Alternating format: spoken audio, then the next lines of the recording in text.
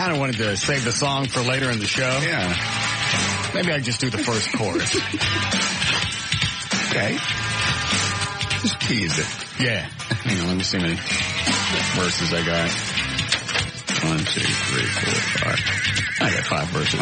I can tease it. Yeah.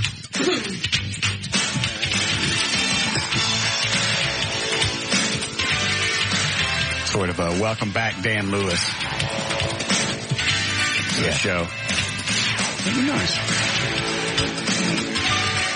What time did you get here? About 2:15.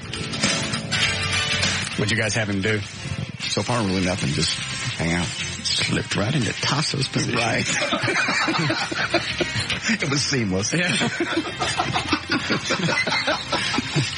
Certainly didn't spot any edits. Nope. All right. Is he still humble? Yes. How did it feel to have him back around? Nice.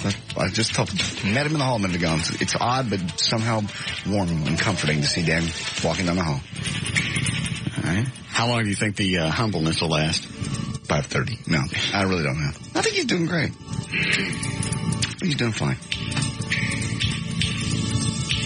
What do you think, Eddie? I'm honestly guessing 2 weeks tops. Oh. I thought it would go the whole 3 weeks, at least, until Christmas. All right. Well, we'll see.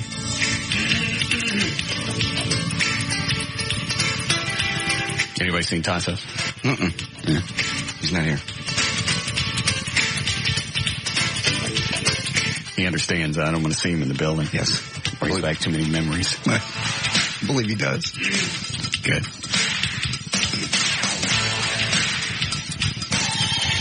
All right, I'll just do a couple of sentences here. Let's see, where did I put that? Here we go. Okay.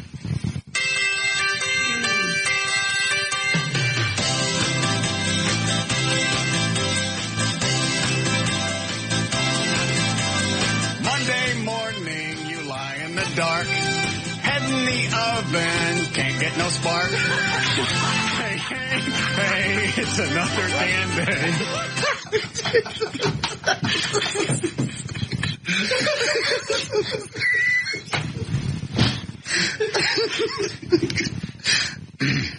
Head in the oven. Can't get no spark. That's a great visual. I know.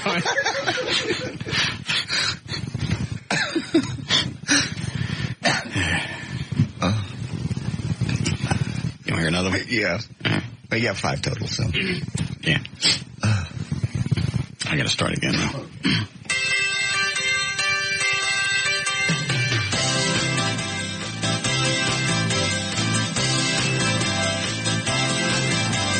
Monday morning, you lie in the dark. Head in the oven, can't get no spark. Hey, hey, hey, it's another damn day. No need to get... I screwed it up. Oh. I'll save it for later. Okay. I'll rehearse during the break.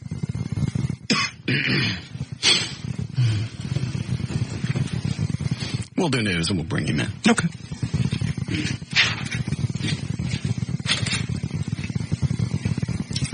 You okay in O'Malley? How's O'Malley acting today? He's doing fine. Everything's really status quo today. Really? Nothing changed at all other than O'Malley's not here and Dan Lewis is. You mean Tassos? I'm sorry. Tassos.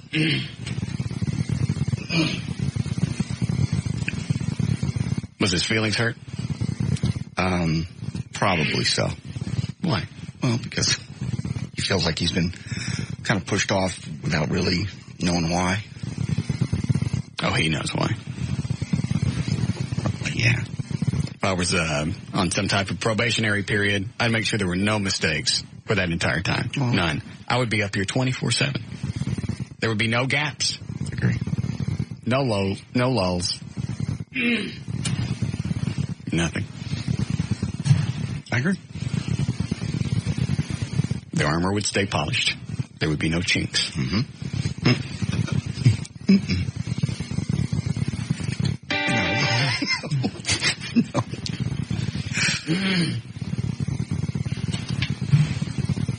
But if he'd like to have a sit down, I can take care of that. Okay.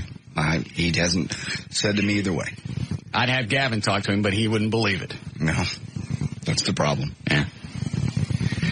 All right.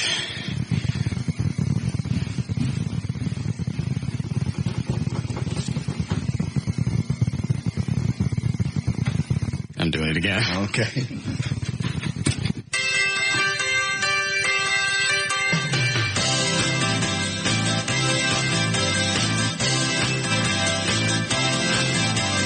Monday morning, you lie in the dark. Head in the oven, can't get no spark. Hey, hey, hey, it's another damn day. No need to get dressed, nowhere to go. Head to your front porch, time for a show. Hey, hey, hey, it's another day. What? The front porch? Yeah.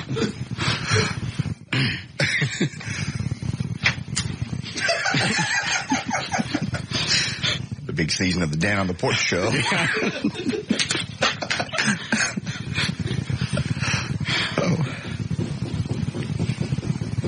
I might as well just do it all now. Okay. I kind of hate to blow it all at once. Yeah. I'll do it later. I'll get Dan in here. Okay. We need to hit him with as much as possible to see if he's going to be able to withstand. Stand it. Did you put his desk where I told you? Absolutely. All right. Little bitty desk. A little bitty chair. And where'd you put it?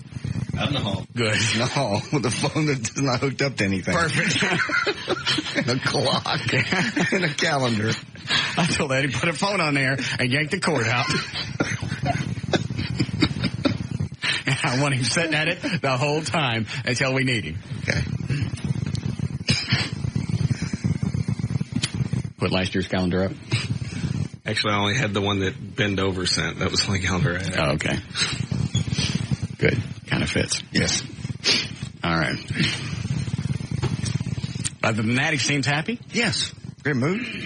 Brought in his headphones, been walking around getting things. I think you may have sent him some ideas or something. He printed out some stuff earlier. I don't know.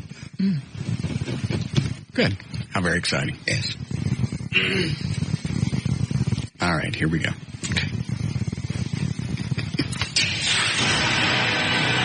All right, 322, J.D. Ryan's on Live 105.3. Thank you, Russ. It's brought to us by Miller Lite. This hour of the Russ Martin Show is brought to you in part by Miller Lite. And by Sherlock's Pub. We'll see you out there Friday night on Collins Street in Arlington. Here we go for Tuesday, December the 2nd. Britney Spears is 22 today. Lucy Liu turns 35. Rick Savage from Def Leppard, he is 43. Stone Phillips is 49. Michael McDonald of the Doobie Brothers is 51. And Kathy Lee Crosby, 59 today. Dallas residents finding themselves in one of the most dangerous cities in the U.S., according to the FBI. The FBI says Dallas is the 5th most dangerous city among cities with more than 500,000 people. Only Detroit, Washington, D.C., Baltimore, and Memphis rank higher.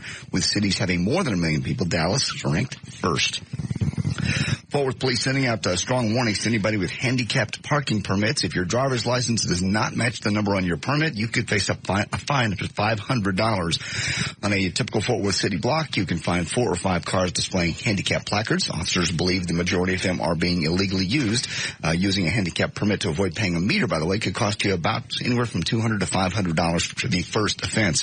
Police decided to increase patrols after they received a number of complaints from handicapped drivers. They're going to continue their downtown enforcement detail for the next 30 days. I got a question. Yeah. Did we win Best Radio Show from The Observer again? Yes. I saw something laying around. Yeah, for 2003, yes. I got a plaque. I just didn't remember winning it.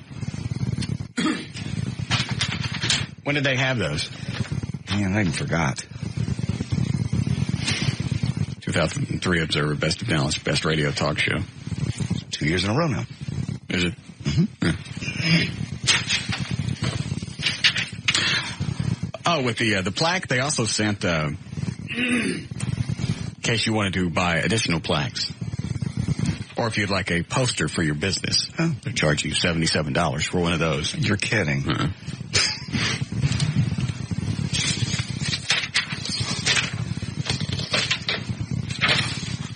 So not only do you win something, they try and sell you something to boot. Like, here's your free camera, or here's your free film. How about a camera to go with that? Over those things. All right. All right. I'm hanging on the wall with the other one.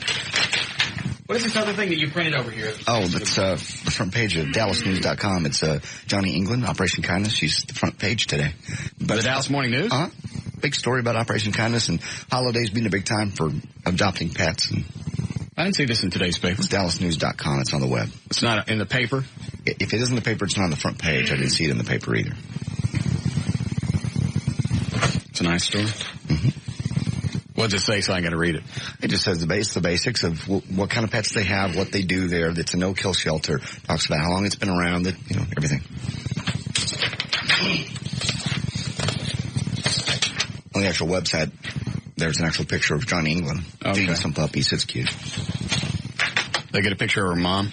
No, it's just bad. Just Johnny. No. Picture of her mom. All right. Okay.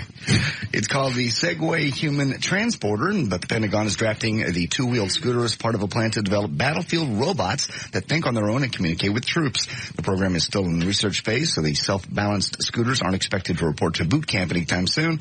So far, university researchers armed with Pentagon money, of course, have programmed Segway robots. They can open doors, they can avoid obstacles, they can even chase soccer balls, all without human control. Researchers say potential applications for the robots include performing search missions in battlefields, transporting injured soldiers to safety, or following humans around while they haul gear. Since the Segways retail for about $39.95 all the way up to $4,495, depending on the model, new sales to the government for any big customer like that would actually make them cheaper for normal folks like you and me to afford. Surprises me we haven't had these sooner. Send into combat. Yeah. Especially battlefields where you have, potential landmines and such. Maybe we just kind of blurred the line between movies and reality to where we think, hey, we've obviously had this technology for years, and maybe we really don't. I mean, we found out a lot of our stuff won't even work when we send everything over to Iraq just because of the sand. Guns wouldn't work. They had problems with all the equipment. Maybe robots wouldn't play over there. Possibly not. You'd think they would test all that in the worst possible conditions with the very best lubricant and everything else, but they don't apparently. Yeah, I didn't think about that. Well, when you test it, knowing that. Yeah, if you know you're going over there in those conditions, they try and prepare them for everything else. Yeah. Why wouldn't you check and see what weapons are going to do in a sandy environment? Mm-hmm. Then you find out that the lubricant doesn't work and the guns jam. Mm-hmm. Then you got Jessica Lynch sitting there looking at other people shooting at her. She's trying to decide what we're going to do. All right, go ahead. Some of the other effects are coming out just now of September the 11th. At least a dozen New York firefighters have left their wives, and they've left them for the widows of their comrades who died on 9/11. For over 100 years, the firefighters have lived. Pretty noble. No, it's not. They left their families. I believe that's the code of firefighters. It is. When you have a brother that's fallen, you take care of their family. You don't take care of their family by doing their wife. Obviously, yours. Obviously, you do. Well, it's happened at least 12 times. These cases since September the 11th, firemen have all become so involved in the role, they've divorced their own wives and betrayed their own families. And who could possibly have seen this coming? Well, the fire department did, for one. After September the 11th, they brought in counselors who dealt with the Oklahoma City bombing. And those counselors said some of the firefighters they warned them, may drift into full-on relationships with the widows they're supposed to be helping. The fire department specifically told the men not to let that happen, and they also did everything they could to prevent it. But you're over there, and it's the old story. Go there, head on the shoulders. I'm here for you. Works every time. Mm-hmm. Go ahead. Okay. Can you become physically addicted to exercise? Well, the scientists from Oregon University used rats to study whether the brain could become addicted to exercise. They took rats and ran them on a wheel every day, and then they cut them off from exercise. The rats' brains responded kind of like a junkie or an alcoholic would when they need a fix. Even though this experiment has not been tried on humans, the researchers believe our brains would react just like that of the rats. Exercise addictions are rare, but psychologists say it's on the rise. The warning sign is when going to the gym takes precedence over everything else in life, like your family, your work, whatever, and deprived of exercise, you get depressed. I can see getting hooked on it, but I can't. Addicted, where it's more important than family and work and everything else. But I mean, I look forward to it now. Yeah. I mean, to the point to where I actually will drive to the Larry North place. I never would have done that 4 or 5 months ago. Nope. Especially, half an hour to the South Lake Club. Yeah. Do you ever skip a day? Did you get slightly depressed and feel bad, or have you even ever skipped? Yeah, we've missed some just because the schedules wouldn't sync up. I just run a couple extra miles that day and just get it over with. And I try and do it in the morning so I don't dread it all day. You know, the running. Mm-hmm.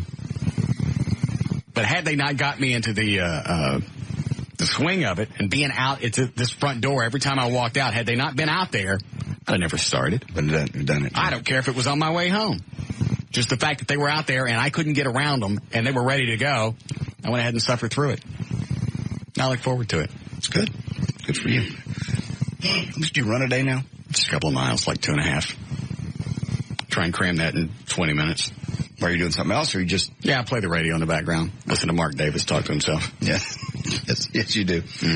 That looks like the economy may be improving, which should come as good news to the 25% of American workers who hate their jobs. According to CareerBuilder.com, the number of us who hate our jobs is up from 21% to the 25% number. And when the economy is bad, people are afraid to let go of the steady paychecks. If they hate their jobs, they just suffer through it. So economists predict that when things get better, millions of workers will start looking for greener pasture. CareerBuilder.com survey also found that fewer than half of the workers are satisfied with their progress in their career, and almost 50% feel their workload is way too heavy.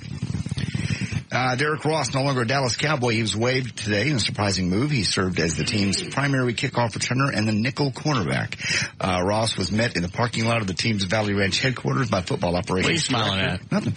Bruce Mays, and informed of his release. They met him in the parking lot. They didn't let him in the building. Oh, really? Yeah. Like, you don't really need to go in. Without Ross, Pete Hunter would assume the nickel job, and the one he had for the first 4 games. Jack Nicholson was 37 years old when he found out that the woman he thought was his mother was actually his grandmother. Isn't that some freaky crap? Very strange.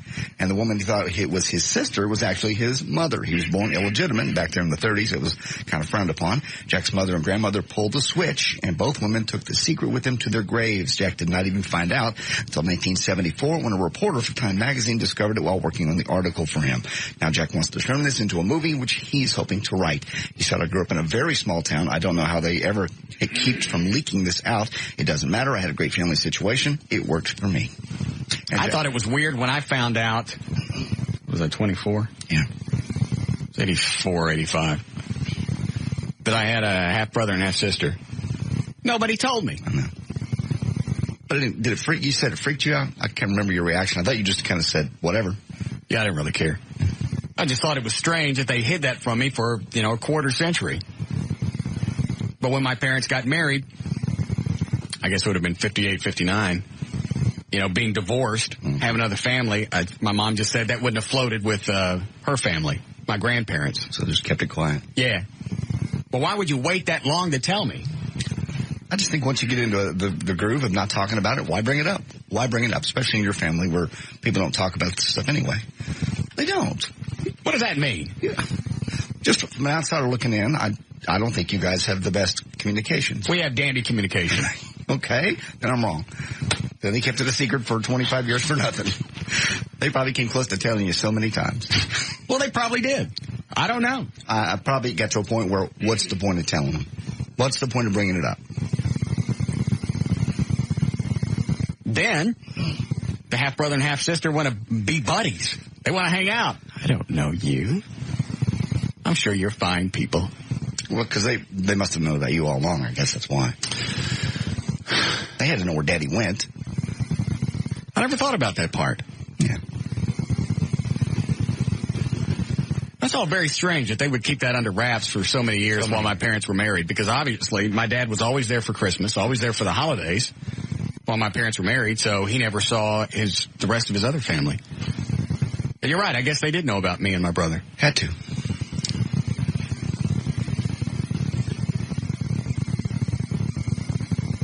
Yeah, from 84 on, they tried to stay in touch and contact. How long? They tried for about 12 years. Did they really? I was trying to think of the last time I heard from them. It was around 96, 97. They just call like once a year? Call the station, leave messages, send letters. What did they want? They want money. They just wanted to get to know you. Yeah. because we're related doesn't mean I got to know you. I got plenty of relatives I don't talk to. Just consider yourself one of them. Welcome to the family. I just don't get it. Why would you want to get to know me?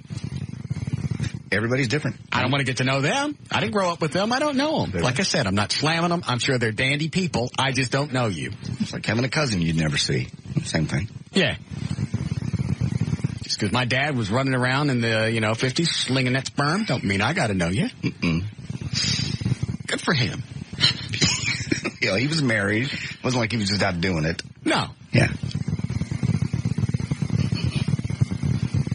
Okay. What? Nothing. Go ahead. Jack Nicholson also revealed he recently slept with more than 2,000 women. He still believes, however, making love to Britney Spears would be, quote-unquote, life-altering. Britney aside, the 66-year-old Jack started to slow down a bit. He says he's now too old for sex. Glenn Campbell told the Arizona East Valley Tribune that his extreme drunk driving arrest happened because he accidentally mixed alcohol with prescription drugs before getting behind the wheel of a car. He said, I'm taking Lexapro, and you can't have alcohol. I did. I forgot. That's it in a nutshell. What is Lexapro? It's to treat anxiety. You're not supposed to mix it with any kind of alcohol whatsoever. Apparently it just multiplies the effects of alcohol. Why do people keep taking pills for things that you're supposed to deal with? If you remove all your anxieties, you got no driving force. Apparently. At 61. What do you have to be? I think he's 67. Yeah, you're right. I'm sorry. 67. He's facing an extreme DUI charge, and the charge of assaulting a police officer. He'll be in jail December the 10th to face the assault charge. And do you want any audio? Yes, I'd love to have some. Pirates of the Caribbean, The Curse of the Black Pearl, out today on video and DVD. Wasn't this just in the theaters? That was like... Yeah, in fact, I think it's still playing in some theaters. Yeah. It's out on DVD today. Kind of one is Orlando Bloom on Johnny Depp's performance in Pirates of the Caribbean. This character wasn't written like that, and just seeing how he can take what is on the page and make it his own in such a huge different way. He just, I don't know where he finds it in the back of his mind, but those sort of I guess it's the experiences he's had in life, I guess, he was doing this sea-legged drunken Keith Richards number on it, wasn't he? And I guess he knows Keith Richards and stuff, so he probably took a lot of that from it. And cut number 2 is a scene from Pirates of the Caribbean in which Johnny Depp squares off against Orlando Bloom with swords in hand. Do you think this one? Did you get any sleep last night? Yeah. You sound tired. Don't you sound tired? You sound tired. I felt like I sounded peppy. No, you don't sound peppy. You sound tired. Okay. I'll get some Dr. Pepper. Are you tired? No. You sound tired. I'm sorry. God. Do you think this wise, boy? Crossing blades with a pirate. You threaten Miss Swan. Only a little. Today on DVD and video, and The Cooler's now open in theaters. William H. Macy is a cooler. It's a man whose luck is so bad, it's contagious. He's employed... Say! Maybe we shouldn't let him in. He's employed by Las Vegas casino boss Alec Baldwin to spread his luck around, cooling winners just by his presence. I swear to God. Maybe we start calling Dan Coolio. Got number 3. William H. Macy was asked how his wife, actress Felicity Huffman, reacted when she saw the love scene in The Cooler. The perfect reaction, I thought. I felt really good about it. She looked away. That's what I do. And she's done more of these scenes than I have. And I don't want to... Who is he married to? Felicity, is it Huffman? Huffman. I don't know. You know what she looks like? Yeah, can't think of what she's ever been in, though. She a dog? No, she's actually pretty cute. Really? Yeah. Because he looks like a Muppet. Yes, he does. I mean, I like him as an actor. He's just got that Muppet look. Odd. Yeah. Kind of Yoda-ish. Yeah. So you got plenty of sleep? Yeah, as much as I could. We were up with the salespeople last night, so I'm just a little tired, but I don't feel it. All right. You sound tired. The perfect reaction, I thought. I felt really good about it. She looked away. That's what I do. And she's done more of these scenes than I have. And I don't want to watch it when she does that stuff on screen. I wish her well. I hope it's great and sexy. I don't want to watch. Good number 4, William H. Macy was asked if casinos really do employ coolers. It's one of those odd things where, as far as I can tell, because none of the casinos lay claim to having coolers, and yet the term exists. So one wonders. And I do know this. Jimmy Whitaker, our DP, went out with the crew one night, and they were feeling no pain, as I understand the story. But Jimmy started saying, I'm the cooler. And the next thing he knows, his ass is on the street. The management came and threw him out of the casino. They did not like that term being thrown around. It's called The Cooler. It is now open in select theaters with William H. Macy. And there's news and information. I'm J.D. Ryan, live 105.3. This is Russ Martin.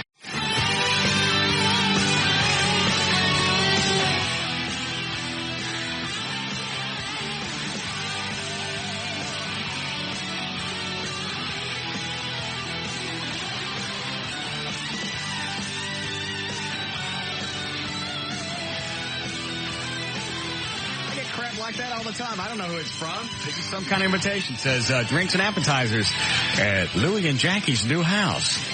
There's a little handwritten note. Hey, Russ, it's Louie from Roy's.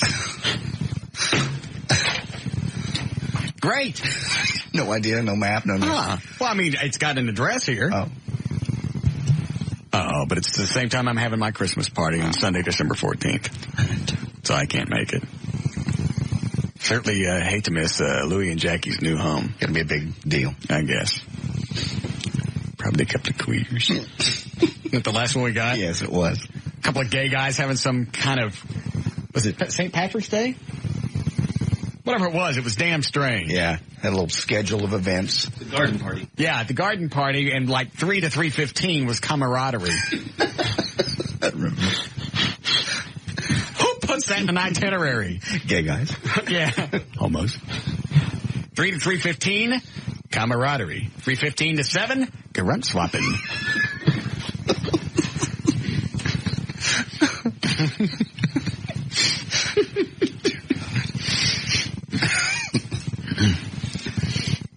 And of course at 6:15. Yes.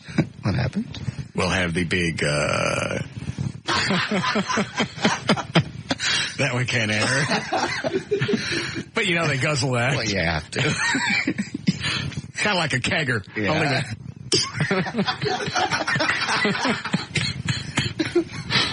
Yeah. I had to do traffic. Gross. Hi, Gail. Hi. What's the scoop with your kid in court again?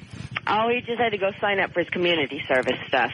So they obviously found him guilty of, not truancy, curfew violation? Well, yeah.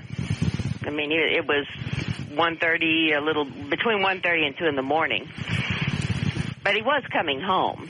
Has he ever had any other run-ins with the law? Nothing serious. Really? Really? Well, this isn't a first violation. Sounds like he's a repeat offender. Oh, possibly. Minor stuff. Like what? Oh, You don't have to say if you don't want to. Well, a couple of years ago, cigarettes. How old is he? He's 15. He's Okay. almost 16. He'll be 16 next month. So, yeah, cigarettes and I think one was disorderly conduct. What did he do for that? Well, that's when he got hit in the head, and he cursed in the hallway at school. Oh. Yeah. Sounds like a troublemaker. Yeah, that kid. Well, the thing is, he gets caught no matter what he does. So he better never do anything really bad. Yeah. Because his track record isn't too good. Not a bad kid. He's a brilliant kid. Yeah, J.D. says that about his kid. Well, Yes, he is. He's a good kid. Okay. yeah, he was also giving me grief about my kid, too, so. Were you giving Gail grief about her kid? No, when was this? Oh, it was on the air. And then people started jumping down your throat. I'm out, I'm sorry. Okay. So is he all done with his, what does he got to do for community service? He just has to do 16 hours at a nonprofit organization somewhere. Where are you going to send him? Well, wherever he wants to go, I guess. Someplace that's easy for me to get him to. Send him to the shelter. The shelter? Operation Kindness. Yeah, but we live in Richardson, and that's in Carrollton. So? But we've got a shelter in Richardson. Well, send him over there then. Yeah, that's what I was thinking about. I don't mean to work. No. Foster him out. That'd be good for him. No. Let him clean a drain plug for a couple of weeks. That'll straighten him out. All right, what do you got? I've got Tie Lock Eye and Laser and car toys. All right, your out cue is something. It's not LASIK, it's Intra-LASIK. Come and discover the Tylock Advantage this Tuesday evening at our free Intra-LASIK seminar at the Tylock Eye Care and Laser Center. Call 972-258-6400 to attend. New phone, new plan, same number. Upgrade your phone now at Cartoy's Wireless Supercenter, where you'll pay less for phones every day. In Dallas on 635, there is a horrendous backup on the eastbound side from I-35 Simmons all the way over to Central Expressway. There's a wreck at Central blocking the two left lanes. It's been there for a long time. And then on the westbound side of 635 at Josie Lane, you've got broken milk crates in the three right lanes causing some slowdown. Southbound 75 Central at Park Lane, there is a wreck in the right lane there by North Park, and traffic's backed up to Forest Lane. And this is also brought to you by Sears. Come into Sears this holiday season to find the gift for everyone on your list. Don't just give a gift, give the good life. Sears, good life, great price. I'm Gail Lightfoot on the Alternative Talk Station Live 105.3. Thank you, Gail. 250 for the low night, mid-60s. Tomorrow we have 64 now. Live 105.3. Go fetch me Dan Lewis. I'd like to have a visit. Okay. He's got the station on at his desk, right? Should. All right. Fetch him anyway, Eddie. You really don't think the humbleness is going to stick? I don't know. It may. Phil? We'll see. Here he comes. Just looks so natural for him to be in the studio. Welcome back. Thank you. You ain't staying. Somebody said you were selling your charger on your website. Yeah. How come? I just don't have the time or the money to put into it anymore. What's it going to cost to fix it up? To get it complete, I don't know, probably somewhere in the neighborhood of $8,000 to $10,000. Really? Yeah. What all you got to do to it? Well, the interior was completely stripped out of it. It needs new paint. Is that a Dukes of Hazzard charger? It's not done up like a Dukes. No, I mean, but is that what they were driving? Yeah. Same year? 69 Dodge Charger. Really? Peekaboo headlights. What do you want for it? I'm just taking bids on it right now. Let me turn the mics off. What would you take?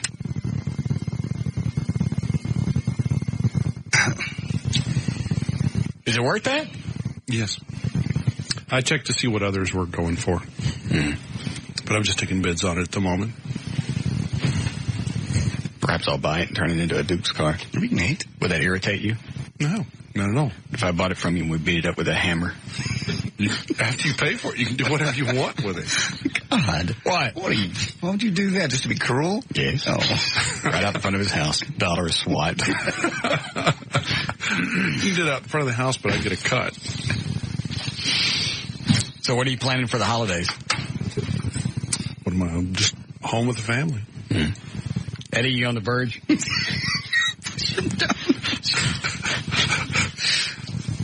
Of what? Just the fact that you had to think what you were going to do over the holidays. Just thinking of a way to couch it is all. Wait, what? I'm sorry, wait, what? The way to couch it, the way to say it. Oh, okay. Just, I'm going to stay home with the family.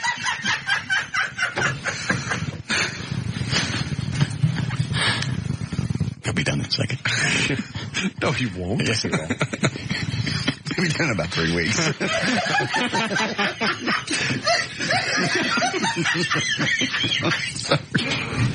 Sorry. We'll wait.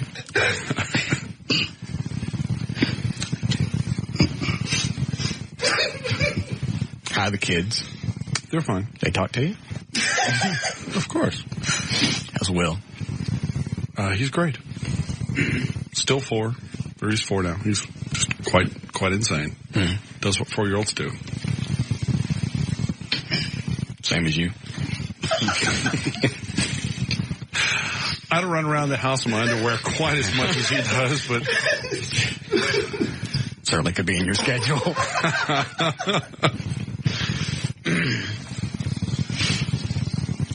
Want to hear your song? I heard part of it earlier. Good. I'm ready to do it all now. Are you? Yes. Okay. You know this is done in love. Of course. Here we go. Only a light bit of underlying animosity. Why would I have any animosity? Everybody knows who I am. Idiot.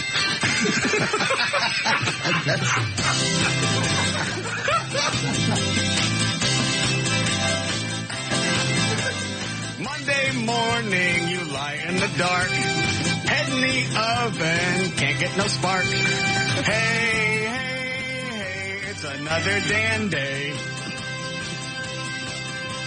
No need to get dressed, nowhere to go.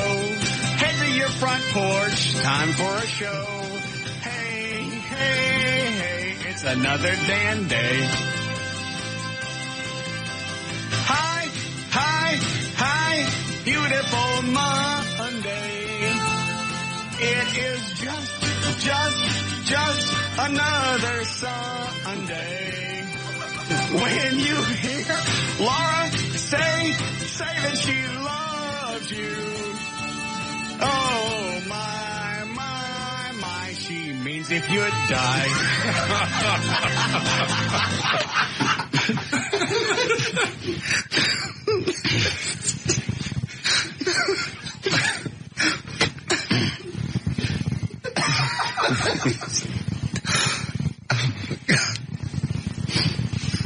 Only a couple more lines.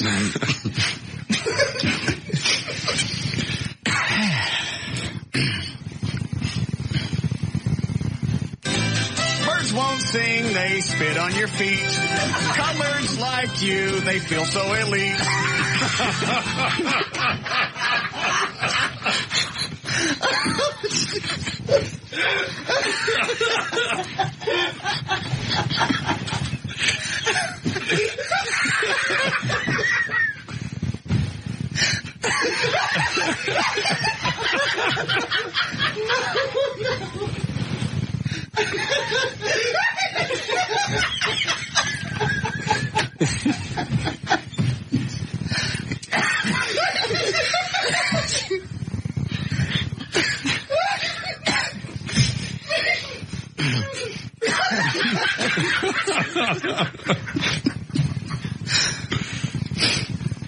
I only have 3 more lines.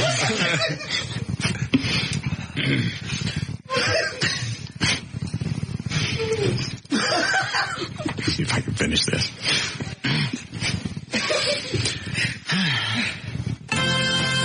It's another damn day. Your life is now a cervical smear. Now you pick up pennies for queers. Hey, it's another damn day. That's as far as I got. Thank you. You're good. It's fun, ain't it? It's good song.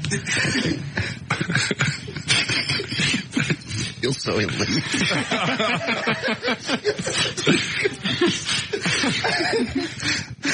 An inspired line. It was a lot funnier the first way I sang it. Yeah, I bet.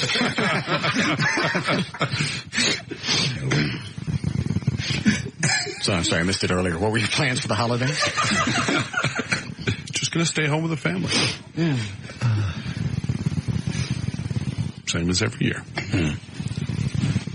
All right, so we have him here for the 3 weeks. Do you have time through, I'm not being facetious here, do you have time through the, like the 20th or whenever we break for Christmas? Yeah, pretty much. Okay.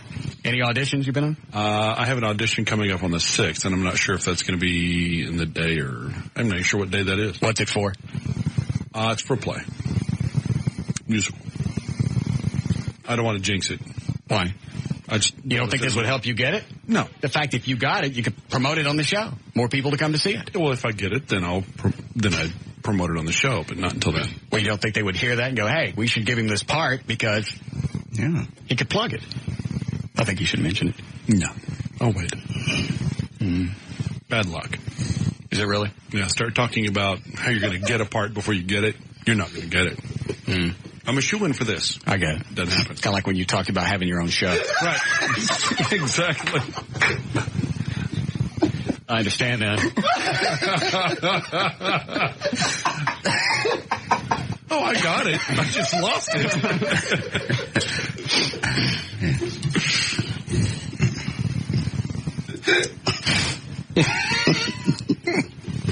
like it if we took a break? Do we need to?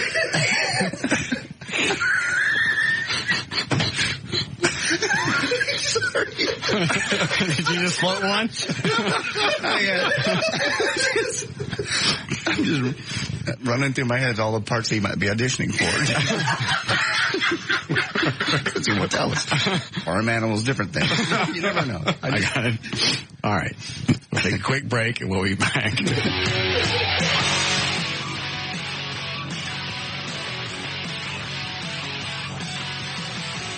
This is Russ Martin.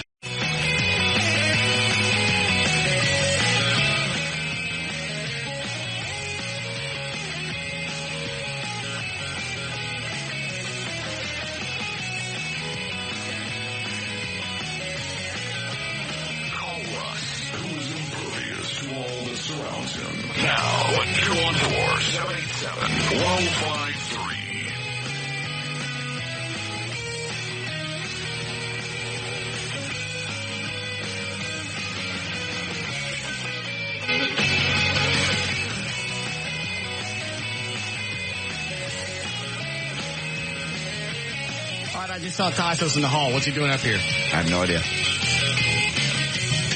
What's he doing up here? I really don't know. He was told not to come back up. I mean, there's no reason for him to be here. I said I didn't want to see him. Yes, you did. Upsets me. I know. If I don't see him, then I won't miss him. All right. We'll make sure he's out before the next break. Good. Been very difficult. I know. Hard on you. Makes me think of all the good times we had. What good time? None of them.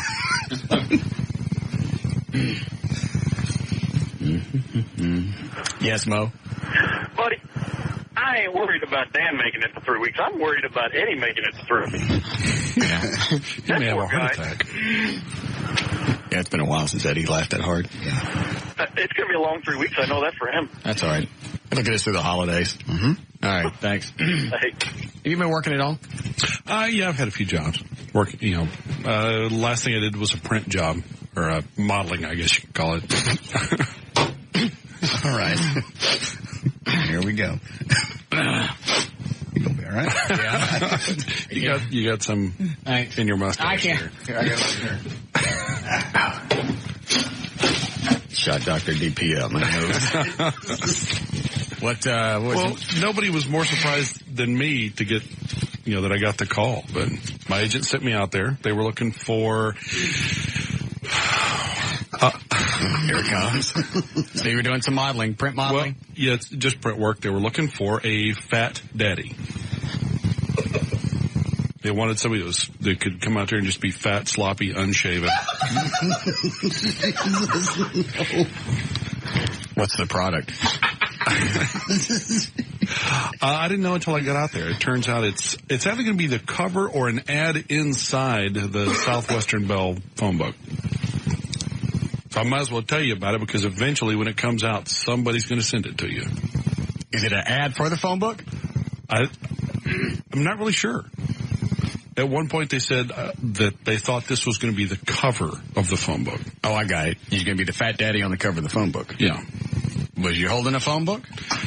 No. It was a parking lot, what do they call them? Tailgate party.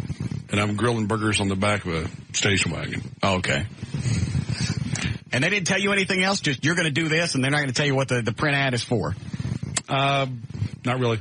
Other than that, they just said it was for Southwestern Bell and go with it. So I put on the clothes they told me to put on. I went out there and did what they wanted me to do, which was a little strange because it turned out I'm the centerpiece of the thing and everybody else is just kind of around me. They kept moving them around. I stayed where I was. Right. And all I'm doing is grilling hamburgers standing there like this. They patted my gut and had it 2 feet in front of me. Why? Why did they pat it? Yeah. Because they wanted me fatter. Oh. They just want me fat, unshaven, sloppy. Kind of like a caricature. Yeah. Of a human.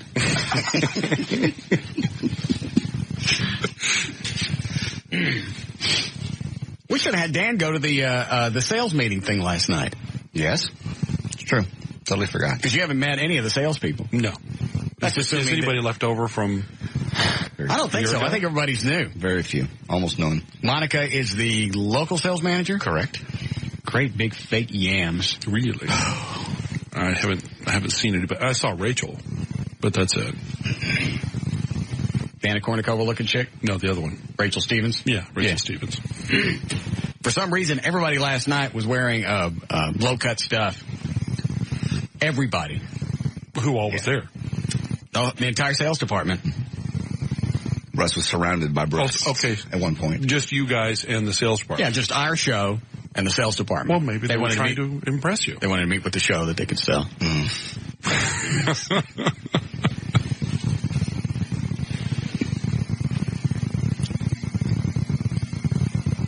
It's the first time I've had lobster on a buffet. I couldn't believe that. Not just a little, big. They kept bringing out lobster tails. This was better than the Christmas party we had last year. Oh, tons better. Dan, bigger than my hand. They would fit in my hand. That's how big these lobsters were. And there was tons of them coming out. They just kept bringing them out like they were hot wings. And this lobster was better than lobster if you ordered it just for yourself. How many did you eat? I just ate a couple. I ate one. I've seen you eat 6. I was busy. Yes, he was busy with the yams all over the place. All the saleswomen on him. They weren't all over me. Yes, they were. We have pictures of you dancing with all 3 of them and all 6 breasts hanging out. Yams came out? Not out, but they were all low cut. They were pushing them. Monica's almost came out a couple of times. Yes. It's like you back in that little back room talking to her. Sorry. All right. Okay. Making nice with them. I didn't do anything. She's married. She is. Never stop you. The other chick has a boyfriend. The one you invited to the Christmas party. Yeah, she keeps pushing the thing of, well, you invited me to the Christmas party on Thursday. When are we going? You picking me up? We're going to go in the Batmobile? It's like, you got a boyfriend. Mm-hmm. I'm not chasing after somebody that... leave the married stuff out. That's because that's just recreational. I understand. But this chick is hot. Maybe she should get rid of him. I think she's just a sales chick, and she's just trying to build up her client base. By hanging out with me, that's going to help her a little bit. It's true. Makes nice with you, then she can come to you with, I've got this client that I have this fence company that really likes you, and they'd really like to get on the air. Stuff like that. Mm-hmm. In fact, I think I promised Monica last night at one point when I got really drunk, if she pulled her cans out, I'd do a spot for foundation repair. Oh, you did? I think I did. Did you pull them out? No. You're saved. I mean, I was hitting it pretty hard. I know. I saw you back in the back corner. You give me the eyes. Out of here. Oh, yeah. Everybody kept coming back and talking to us. I don't want to talk to you. The chef guy wanted to introduce himself to you. The guy that made all the food for us. It was dandy. It was very delicious. It was very good. I think I left about 1:30. Oh, I was on come way before that. God, you stayed there that late? I fell asleep. You fell asleep? Yeah. Was everybody gone when you woke up? Yep. There in the back. Did we say where we went? We have not said yet. Oh, okay. It was Sapango, over off of Travis and Knox. I think I've been there once. Yeah. The to be seen place. Yeah. But it was Monday night. There weren't that many people there. Mm. And they've got all these little different rooms with couches and just, places to go and sit and talk. Yeah. And it was cool with nobody else there. Right. It was just us and the salespeople, and that petered out kind of quick. So I'm sitting in the back on one of these big, long couches with one of the sales chicks. We fell asleep. God. We or just you? Both of us. Mm-hmm. She fell asleep first. And? Nothing. Did you? No. Okay. Give me a second. I have to sneeze, so I got to turn the mics off. Okay. Yeah, that's probably illegal, so shut up. Okay. I mean, to sneeze like that. I understand. Yeah, they had our cars pulled out front, ready to go. Already had our keys. Mm-hmm. Place was closed. There was nobody in there. They had already told us ahead of time, if you're going to stay here, stay as long as you want. Just go out this door over here. It locks automatically, and then the alarm will set. Cool. They seemed very nice. Yeah. Everybody was really, really nice to us. So Dan should have been there. What was Tassos doing there? I don't know. He came with... There was food? Yeah. He was there. Well, he's not on the show, though. Not for a while, depending on how things work out with Dan coming back. Dan. How do you feel? How do you feel about coming back? I feel fine. Really? Mm-hmm. Still want your own show? Not at the moment, no. So you think that could happen again in the future? Not anytime soon. That's a yes. Mm-hmm. Hand me that piece of paper, that pen right there, please. Sure. I have to take some notes. Okay. So in the future, you do think you'll want your own show? Is that a yes? It would take own show. I think years more of seasoning.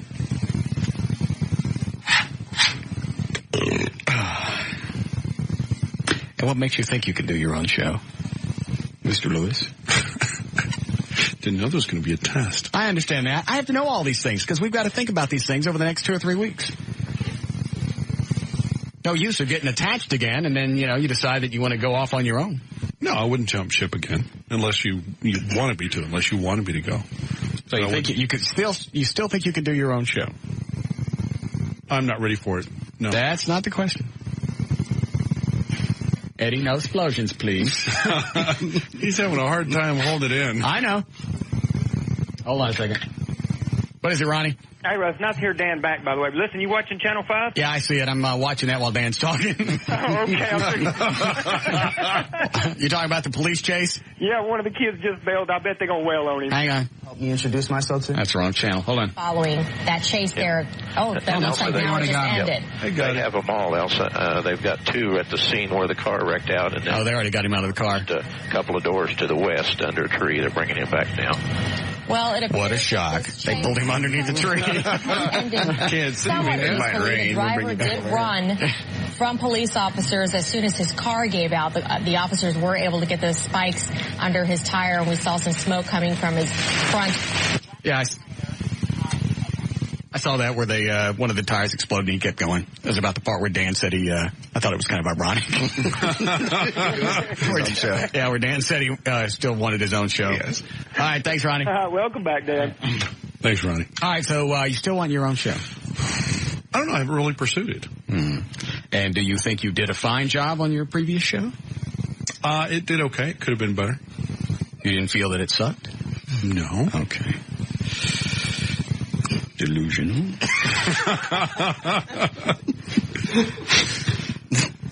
Light old show. And so you were looking for other stations in this market to work in? Just to go work in. Mm-hmm. Right. So you think you could start in the Dallas market? Well, I'm already started in the Dallas market. I've been here 5 years. No, you were on this show, the Dallas market. Mm-hmm. Never had your own show. Never done music, never done talk. You were on this show. I had done music. I worked college doesn't count. I wasn't in college at the time. I just worked at the local station. Okay, my mistake. Oh, what station was it? KETR in Commerce. Delusional. No, it's public radio. Delusional. Hey, I was on FM when you were on AM. Delusional. Yeah. Public radio. FM. What year was that? That was 1980. Okay, so it's 23 years ago. A long time ago. And how long were you on KETR? Almost 3 years. 3 years. 3 years on the show. And what did you do on that show? Whatever needed to be done. You talk? It was public radio. Okay. We did everything. We did classical one night, rock the next night. It had no real focus. Even did a bluegrass show on Saturday nights. Well, of course. Nanny. I hated that. Dan's nanny. Had no real focus. Just quoting. Just quoting him. Yeah. No, the whole station didn't have focus. I did a show with no real focus. Can I work here? You're right, I missed that. Oh, my God. We'd like to talk about you for a moment, if you don't mind. Eddie, give him the sign. Okay. Don't listen to the hall either. Oh, man. This ain't gonna work. It's not. Yeah. I was kind of hoping having a year off, he'd go, you know what, I couldn't do my own show. It's something I shouldn't have tried. I'm glad I did, so now I know that ain't my forte. Be like me going off and trying to do a musical. Hey, I'd really like to sing. I can't, and I know it. So I'm not going to try and do it. Along the same lines. And not only wanting to do a musical, but wanting to start on Broadway. Yeah. Yeah. Well, I've already worked in the Dallas market. You didn't have your own show. It's like I want to say these things to him because I wanted to get it through his head so he could come back. It could be the old show again because I miss him being around. Mm-hmm. He's my egret. Yes, he is. He has to be humble. I don't know how to do it. If it hadn't happened in a year.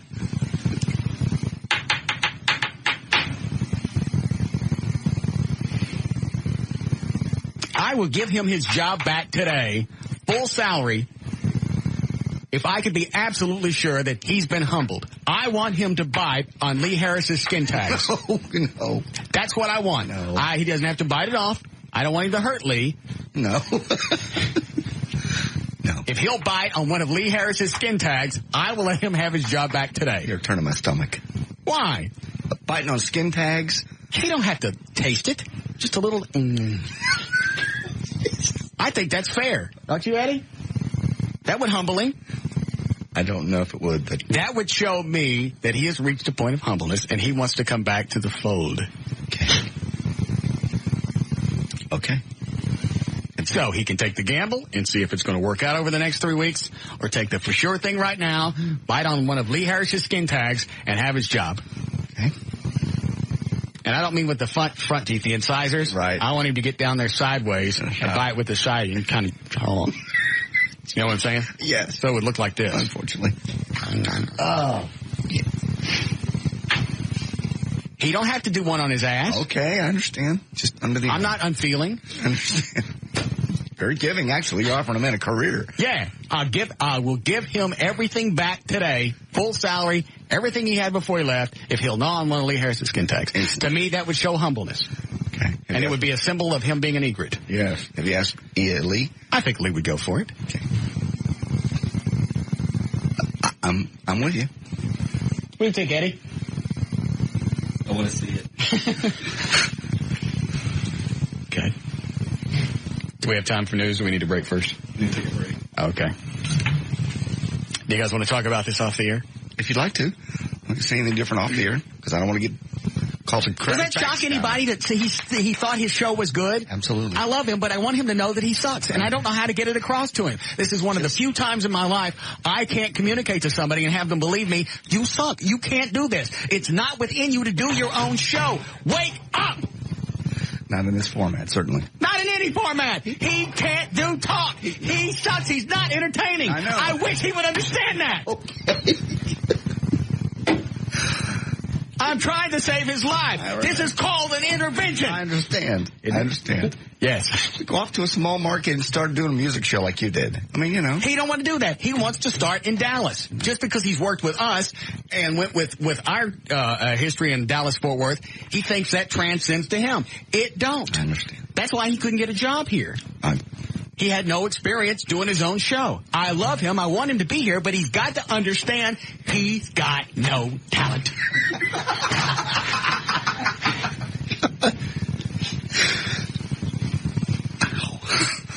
Okay. I don't mean that ugly.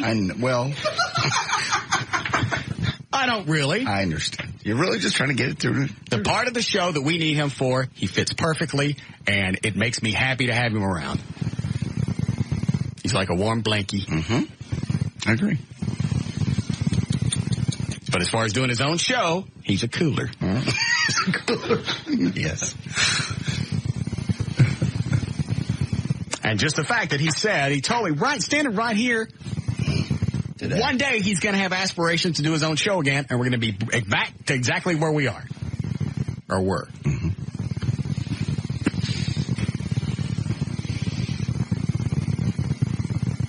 I'm very disappointed. I was looking forward to 3 weeks of this.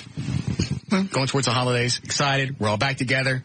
The nice family feel. Got a good family feel to it. It really does. But he wants to have another family.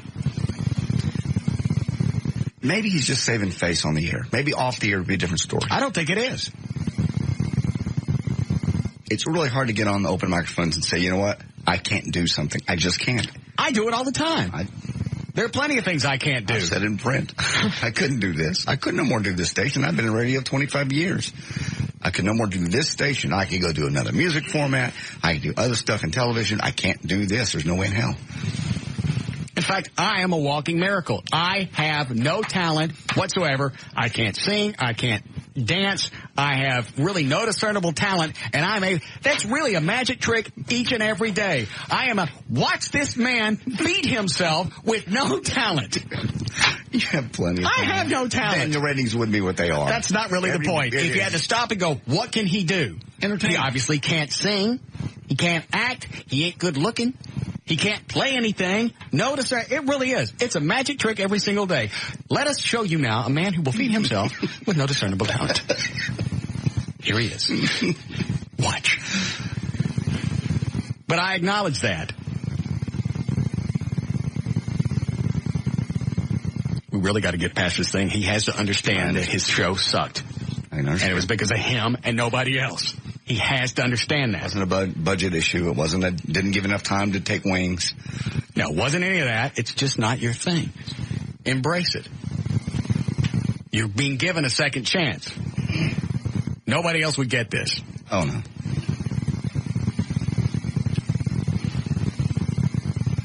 And I got a bad feeling if we let it go for 3 weeks, he ain't going to make it.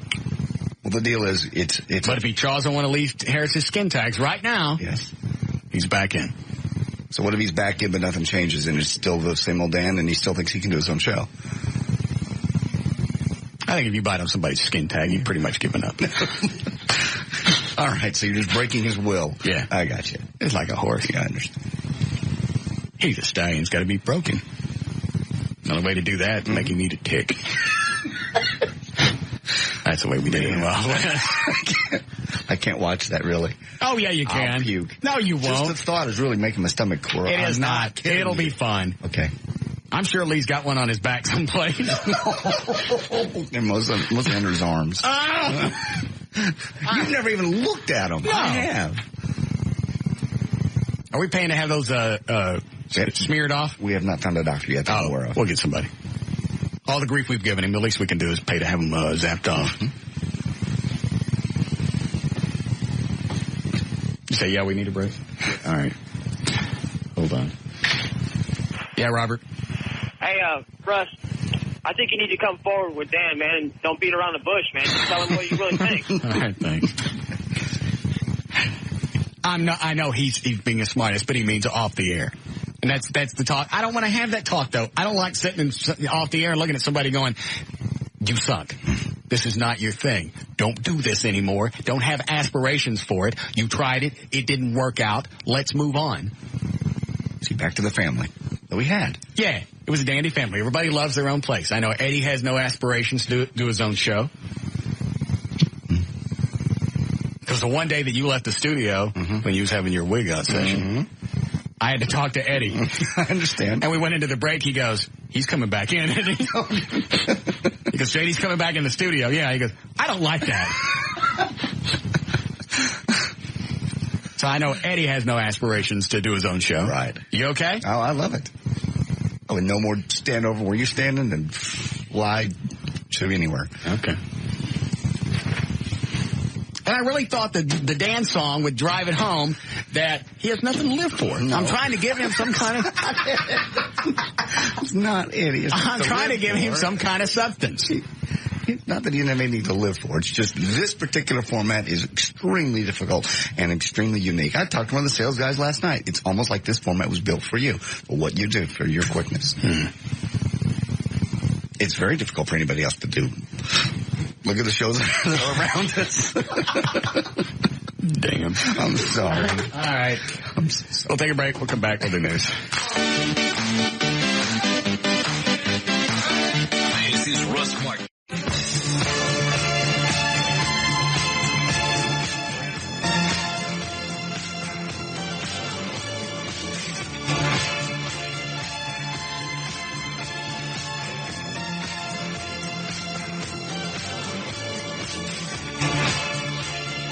What are you staring at? Nothing. I I just want to know if one of the sales chicks got a boyfriend. I know. You send Chloe to do your dirty work. I want to know. I don't have time to go find out. I understand. That's what Dan Lewis used to do. Really disappointed.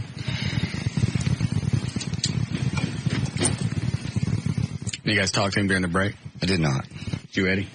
Just the skin tag thing. You ain't gonna bite it? Said he wasn't. Give him his life back. All he's got to do is chaw on a tag. Did Lee have a good one? It honestly looked like a toe. And it just like it was the proudest thing he's ever shown anybody. When I asked him, he goes, "Oh, I got a good one." And he's got a short sleeve shirt on and he just pulled it right down and squeezed it. Just it popped out. Show him. You've got to see one. I don't. It's all I know is every time I get an email from him, it comes with attachments.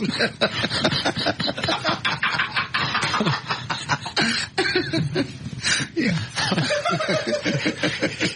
Even his email. Yes.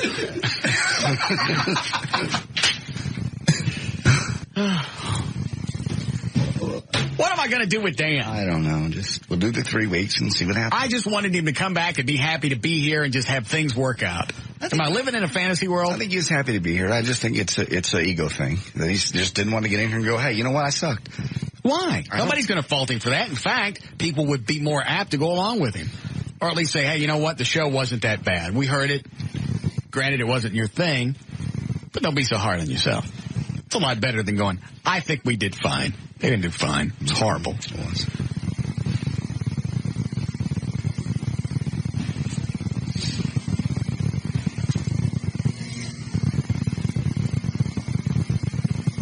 I'm very sad. I know.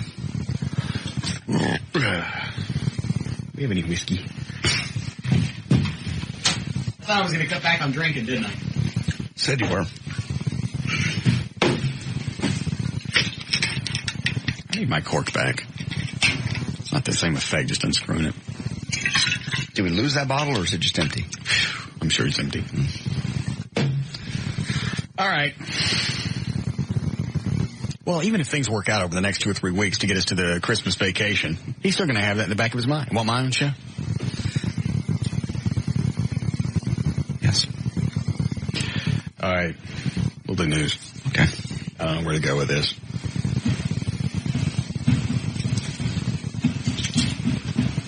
Oh. Speaking of radio people. Yes. Somebody sent me an email that Terry Dorsey had a heart attack. There is a story. It wasn't a heart attack. Damn, they told the story on the air Monday. He was in the hospital over the weekend, and I don't want to get the story wrong. I don't know enough about it to tell it. We still have Hawkeye's number? I do. Hang on. Do you have it, Dan? Can you get him on the phone? Thank you. Dan O'Malley doing a fine job. He is. I think he's okay and he's back, but he did spend some time in the hospital. It had something to do with taking a drug or two, a legal prescription type drug. Yeah. But they interacted. I don't know the story. I want him on my Deadpool list. No. Yes, I do. Who do I have? I'm dropping, because he's only like, what, 55? Yeah. Maybe? Yeah. And he's fat. And he's passing out. He used to smoke. Didn't he have a heart? He had like bypass or something, didn't he? Right. And he still smokes, doesn't he? I believe he still went back to it. Yeah. I want him on that. But who have I got? Let me see my list. Prostate issues last year, too. Something wrong with Pooter? I believe so. All right. I got to get rid of somebody, don't I? Yeah. Luther Vandross that's a wash. Give me the pen. Anybody want Luther? No. That was a great big hose job to start with. All right. Luther's off. Terry Dorsey's on. Because he's not losing anyway. Because I've seen him on those commercials they're doing for the secret sound. Yep. And he still looks fat. Yes. No answer with Hawkeye? Call both numbers? You only have one? Don't we have two numbers? Got two. Hang on. Give them to me. I got them right here. They are right there on top. Thank you. Try the 80. 8? Yeah. Got it. I got to dial 1? No. Too late, I'm dialing 1.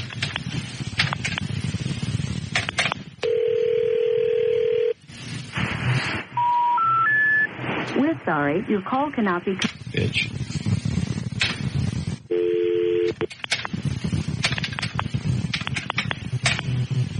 He don't have to keep the skin tag in his mouth long. Just chew on it. I understand.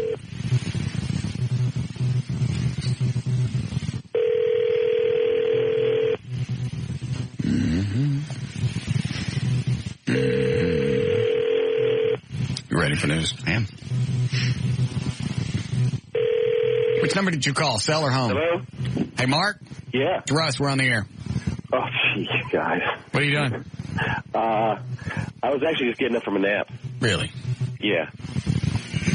Worn out from that music show in the morning? Yeah, worn out from just, the high-tech world of broadcasting. Yeah. How many songs you play? How many songs you play an hour? We'll play about 6 an hour. How long is each country song? 3-4 minutes? Yeah, about 3 minutes is about an average song. How many spots you run an hour? We only play one spot an hour in the morning, but it's really expensive to get that spot. I got it. So you run about 15 minutes of spots in an hour. I think it's more like 12. 15, okay. Maybe. We'll say 15. And then 20 minutes of music. So that's 35 minutes. Yeah. How many hours? Are you on 4 hours? 4.5. Okay. Yeah. I'm trying to justify my job. Don't do that. What are you doing up? What's the story on Terry? What have you guys talked about already? I mean, where do you? I got an email yesterday that said he was in the hospital. Somebody's wife was in the adjoining room. That's all I know. He was there overnight. What happened is he had prostate cancer. Did I know that? Yeah. Okay. Yeah, I think we did. He was pretty public about it. Okay. But he caught it real early. But one of the things about prostate cancer, you have that, you have to use Viagra after you have your prostate removed. Oh, that's right, because I was worried about that when my PSA went up to went from like 1.24 up to 1.8, and they went, well, now we got to watch it. And I went, 12. Now I got prostate cancer. Not like I don't deserve it, but now I got prostate cancer, and I'm going to lose use for my Peter. Yeah. Well, that was modern medicine. Well, and then the PSA went back down to 1.24, so I was all right. Oh, there you go. But that was going to be one of the things I was going to worry about was, not being able to get an erection.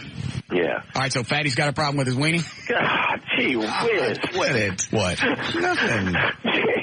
We like Terry. We love Mark. Obviously, I like him or I wouldn't be calling about him. Fatty.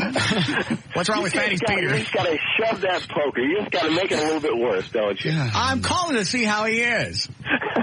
Yeah. So what's wrong? Fatty got a Peter problem. Mark, feel free to just hang up anytime. All right, so how did he end up in the hospital? Well, what happened, his wife was going out of town for the week, and they were having like one night, they were going out in the town before she was going to have to leave for the week. Okay. And he really he talked about this on the air, he really admits this was not a good thing to do. But what he did is instead of thinking it was going to be a big night for him, he took 2 Viagra instead of 1. And you guys talk about that on your show? Yeah, he did, yeah. Oh, I thought you had to keep kind of a family image. Nobody really wants to think about Dorsey getting a bone dog. Really. Gee whiz. Well, dude, I think you look at him every day. Is that really a mental image that you want to get? Is his fat ass running around with a bone dog? Stop it. Let him tell the story. All right. You want to hear the story? Yes, I'd love to hear it. All right, so now his stem's sticking out. No, because that is not how Viagra works. All right, go ahead. Anyway. All right, so he takes 2, but 2 Viagra's not that much. Well, and plus, you just because you take it doesn't mean that, all of a sudden, you still have to have, you still have to be aroused. Right, yeah. It doesn't make you aroused. It just increases the blood flow into that area and allows you to achieve an erection. Yes. Okay. So, he's at dinner, and all of a sudden he starts feeling kind of flushed, short of breath, tells his wife he needs to go outside. He's just not feeling good, so he goes outside, and he passes out. Wow. Yeah. So. What does he weigh now? Actually, he's lost a lot of weight. He quit smoking. He's in really good health right now. Okay, well, what does he weigh, though? I think he weighs about 115. He don't weigh 115 pounds? I don't know what he weighs. We don't step on a scale before I go in the studio. What do you figure he weighs, about 2 1/4? No, nowhere near that. He really has lost a lot of weight. He looks fat on TV. No. He has lost a lot of weight. All right. All right, so now he's passed out on the concrete. And did Peter sticking out? No, and someone from the at a restaurant, someone from the restaurant, someone who was visiting the restaurant, thought he was having a heart attack. Okay. And put nitro under his tongue. Where the hell did they get nitro? I don't know. I guess maybe the guy was carrying around because he was prone to suffering from. You don't heart just attack. look at somebody that's passed out and stick a nitro tablet under their tongue. Exactly. You don't do that. And especially when you got Viagra in your you got Viagra in your system. Yeah, and those because Fatty got a Peter problem. Yeah. All right, so now he's got Viagra in his system and he's got a nitro tablet under his tongue. And that's the worst thing you can do. And he says he woke up and he was in the ambulance. And he was coming to. I mean, he was just barely out of it. And they're over him, and they're saying he's got Viagra and a nitro tablet in the system. And he's going, no, I didn't take any nitro. I didn't take any nitro. And he later found out that someone had put that under his, gave that to him while he was passed out. All right, so now they're going to misdiagnose because they think all he has is Viagra and no nitro tablet. Yeah, well, apparently, I guess whoever put it under his tongue told him that he put him on his tongue. His wife told him that he'd taken Viagra. So, okay, all right. So they pretty much figured out pretty quickly. And I mean, if you've seen that clip from that Jack Nicholson movie, right, where he's not, he's telling him, no, I don't take Viagra. Well, good, because there's nitro in this drip, and he rips it out of his arm. Got it. That's a lethal combination. Okay, so now he's in the paramedics. Paramedics have him. He's going to the hospital now. What? Well, they take him to the hospital, and I don't know what they did, but he just had to stay over a night for observations, and he was okay. Did he ever get to a critical point? No. They caught it pretty soon. So. Okay. Yeah. So, I mean, he's okay. And he's so thankful that you're concerned about his health. All right, let me ask you this. Who else has called and inquired about his well-being? What other radio show has called and let you on the air to talk about Terry and his health? Let me see. I think CNN called and MSNBC. Yeah, okay. They both called. And of course they have. How very witty of you. Yeah. How old is Terry now? I think he is just about 50. Ew. He looks worse than 50. Golly. Is he really only 50? I think that's what he is. All right, I'm keeping him on my Deadpool list. Gee whiz, that is awful. It is not. Now that's awful. That's You've 50. got to admit, that's awful. That's 50 points if he craps. What are you, Deadpool? That's awful. Because Luther Vandross saying you know what? When you're driving home today, you're going to be driving home. You're going to think, gosh, I wish I didn't do that Deadpool joke. That was one step too far. I don't think I've ever said that. No, you say it every day. You say it every day. There's always something on your show. I don't even know what that means. I wish I didn't say that. I wish I didn't say that. No. So, what's new on the big radio show tomorrow? Tomorrow we're just going to go through the motions, like you guys did today. I got it. You want me to pull out the ratings and show you what going through the motions will do for you? Actually, we had a great... you did summer. Not. I saw them. We were number 3, 2554 in the morning. Who'd you get beat by? K104 and Kid Craddock. Okay.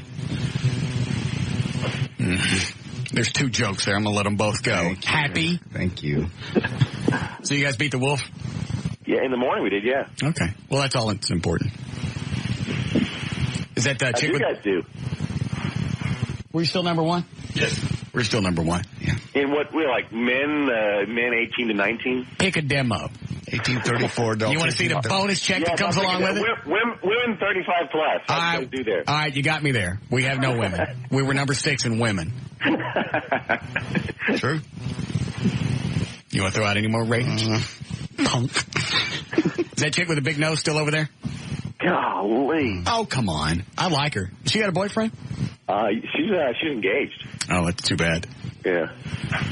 Who'd she get engaged to? Her handler? Her handler? Stop it. Why do I pick up this phone? I'm doing you a favor here. I wanted to call and see if Terry was really okay. I know you did. I tell him that we're concerned, and I'm glad that he's better. The only reason I'm sharing this with you is because he shared it with everybody yesterday on the air. That's fine. Otherwise, I wouldn't let you use it for on-air fodder. Well, here. Coming up Thursday, you guys are going to do the secret sound, right?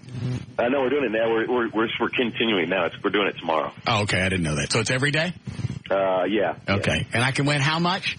You can win $10,000. There. Are you happy now? I didn't need that. I appreciate it. Good. But I didn't need it. All right. Tell Fatty we said hey. Good luck with this, Peter. Sorry, Hawkeye. God. Fatty and this Peter. His stem sticking out. It's a great visual. He's a big fat ass laying out on the concrete with his boner hanging out. Yeah. What a waste. Really. Stop. Just, we love Terry and Hawkeye. I love them both. But think about it. What a waste. Okay. A boner on that thing.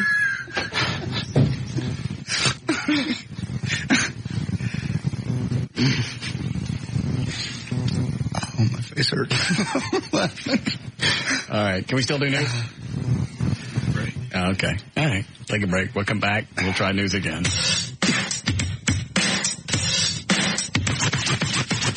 This is Russ Martin.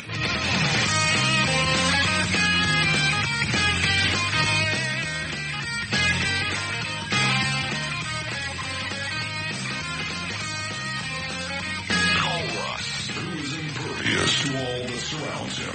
Now at 214-787-1053. Dorsey ain't no 50.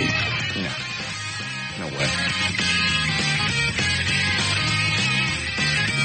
No, he was doing mornings when I got back from college. He was doing mornings early 80s. when I was going to college at North Texas. Right. He came back in 81. He came here in 81 from Dayton. I bet he's almost 60. Probably. That would make sense.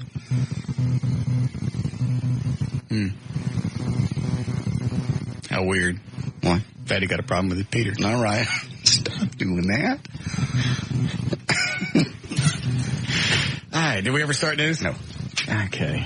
Eddie's not in here to load up the news music, so you have to use this. Ready to go? Yep. Do you have any sponsors? Miller Lite. I don't have them. Okay.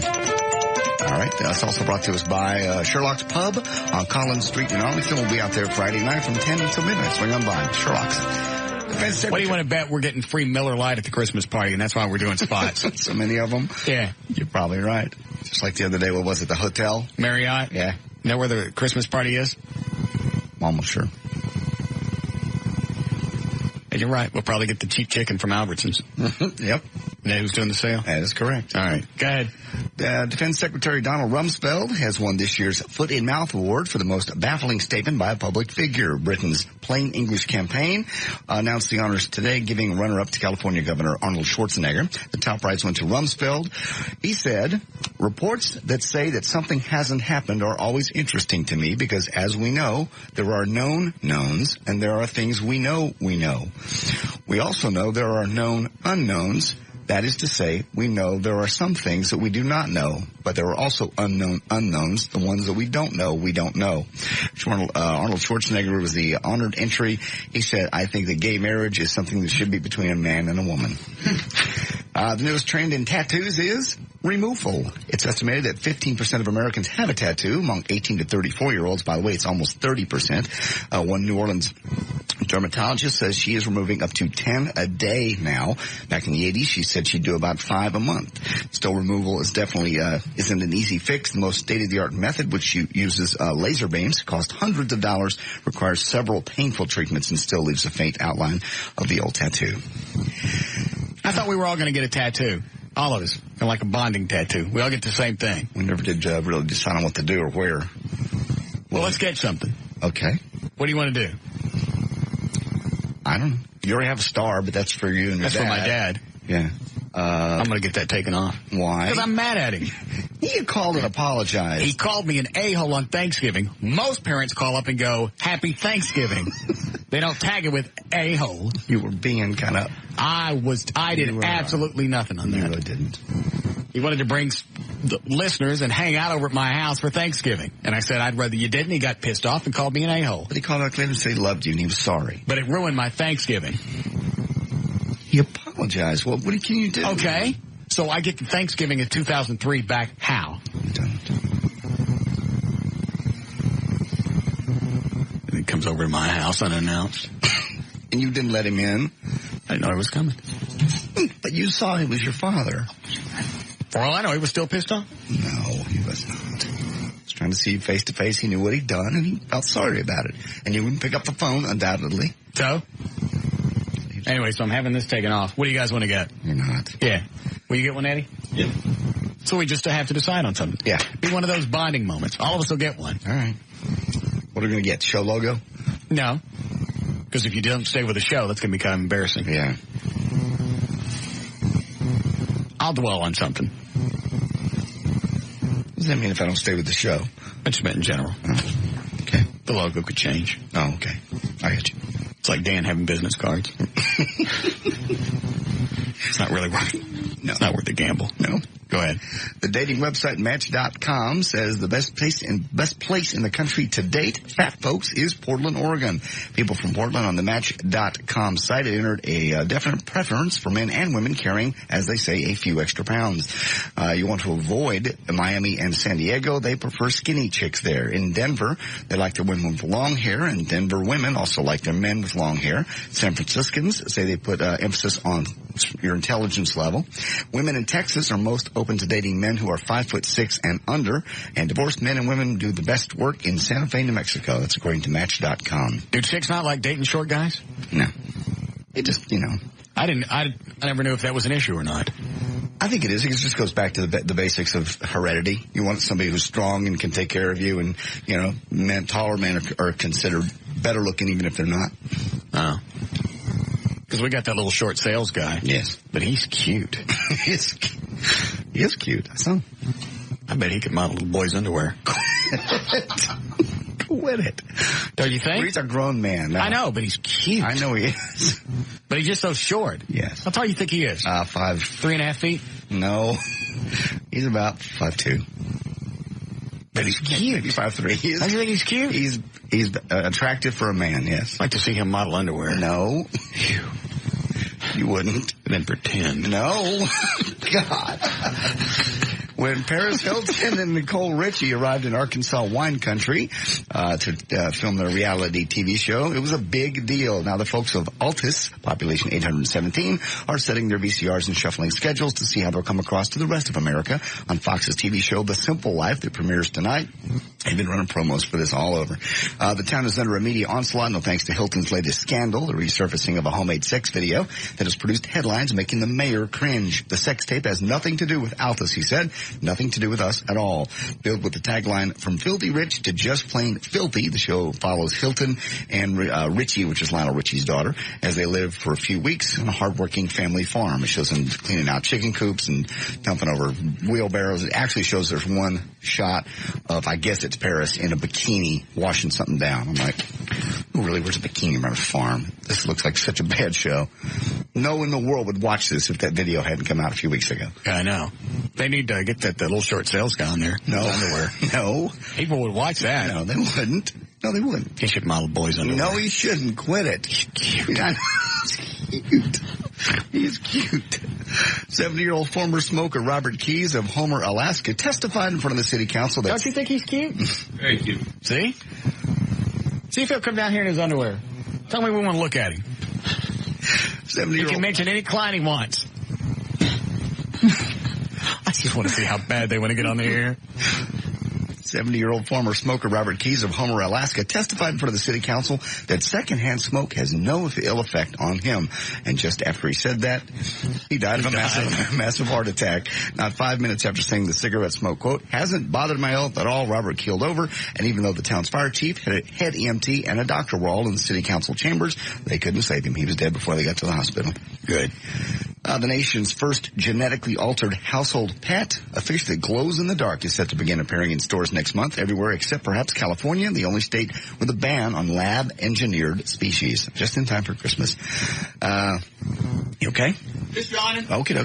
America's oldest man is now 113 years old. 4 generations helped Fred Hale Sr. celebrate Monday at his party near Syracuse, New York.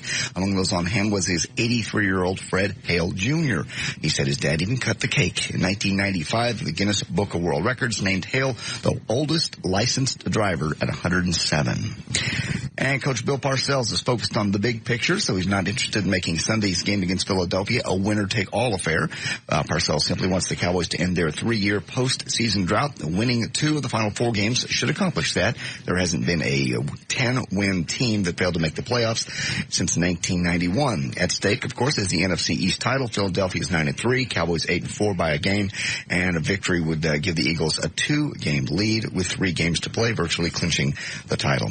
And I almost mentioned this last Monday or Tuesday, right after they had the big game on Sunday. Right. Parcells got emotional. Yes, he did. Everybody was happy about the game. I almost threw this out that I bet Thursday is an absolute cluster F and they vomit in their own helmets. They did. I fell asleep part of the game. I woke up at the end just enough to see that the score was 40-something to 20. Is that close? 40-21, I believe, something like that. Is that right? 40-21? How did it happen? What happened in the game? Obviously, there was everything. They lost. Everything. Did you see it? I saw most of it. Did you see it, Dan? Yeah, I saw part of it. It was basically their typical game when they've lost earlier this year. They just made mistakes, didn't execute, and the other team spanked them.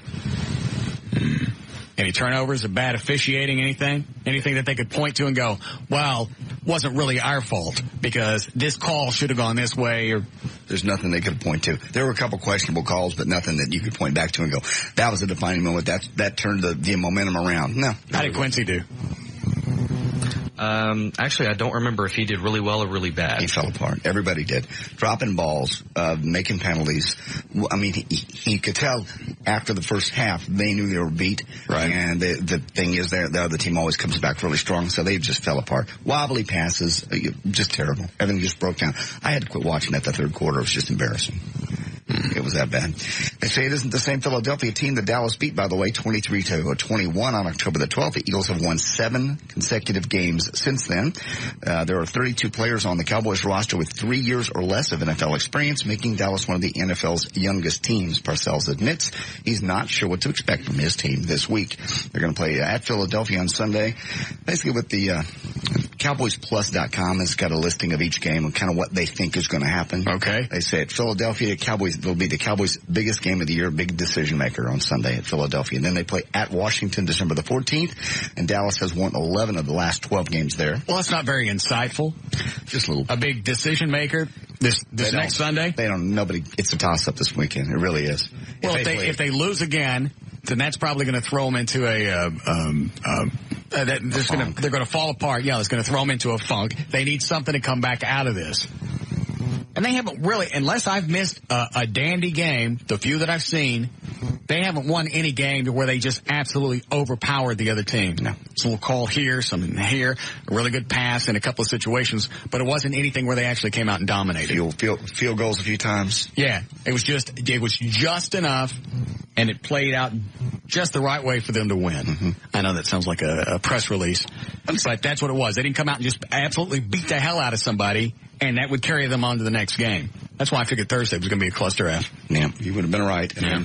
The New York Giants are here on December 21st. They say one of the season's biggest underachievers is the Giants.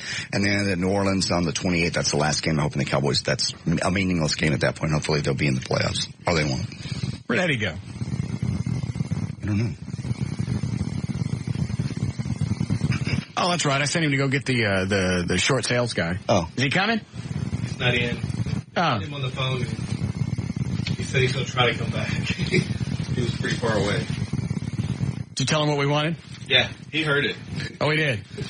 He goes, as soon as my phone rang, I knew exactly what it was. Is he going to do it? He said he would. He's cute. I know he's cute. But not that way. What? Not that you want to see him in little boy's underwear. Yeah, I do. That's sick. No, it's not. Stop it. Sick. Be like having our own little hairless twink. No, it's not. Yummy. No. There's news and information. Nah. How long before he comes back? He didn't know if he'd be able to make it back today. That's what he was worried about. We'll take some pictures. We won't. Yeah, he's cute. I know he is. Did Chloe find out about that sales chick I was interested in? I haven't seen Chloe. I'll go look for him. Oh, you missed this, Eddie. I don't think you went in here earlier. During the last break, Dan Lewis came in. Uh-huh. And he goes, did I play that off okay? What? Well, you know, me saying that I wanted my own show again. Is that the direction you wanted me to go? I heard that. It's like, nice cover. Obviously, he was sitting back there, and somehow the phone that we don't have hooked up for him rang, and it was Laura. Here's what you do. Yeah, you go in there, and you tell him it was a bit, and you bite that tag. Is the tag Lee Harris has is it big enough for Dan to get his choppers around? Yes. Does it really look like a toe? It looked just like a toe, and he just, the way he pinched the skin to make it stick out. And it's like his skin's dark under there for some reason. Wonder when he went to the Philippines what he told his little Filipina those were.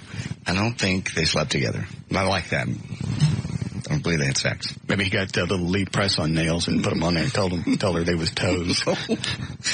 No. Didn't.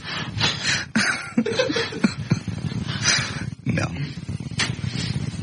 See, in our country, it's a sign of wealth if you got toes in your armpits. See?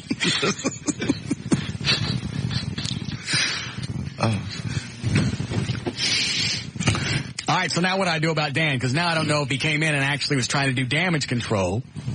That's the way I'm leaning, but just give it some time. We got 3 whole weeks. See how it plays out. See what he says after the show. Just follow your gut. That really is always the best thing to do. Well, my gut is I want him around because I like him. He was with the show. He was with me for 3 or 4 years. There's a calming effect. Mm-hmm.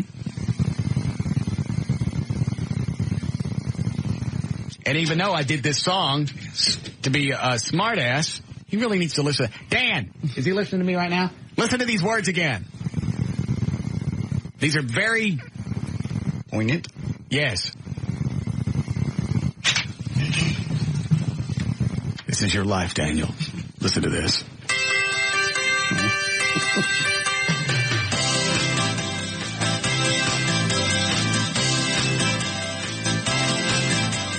Monday morning, you lie in the dark, head in the oven, can't get no spark. Hey, hey, hey, it's another Dan day. No need to get dressed, nowhere to go. Head to your front porch, time for a show. Hey, hey, hey, it's another Dan day. Hi, hi, hi, beautiful Monday. For you, it's just another Sunday. When you hear Laura say that she loves you. Oh, my, she means if you die. Birds won't sing, they spit on your feet. Colors like you, they feel so elite. Hey, hey, hey, it's another Dan day. Your life is now a cervical smear. Now you pick up pennies for queers. Hey, hey, it's another Dan day. Are you listening, Daniel? All right, we'll be back.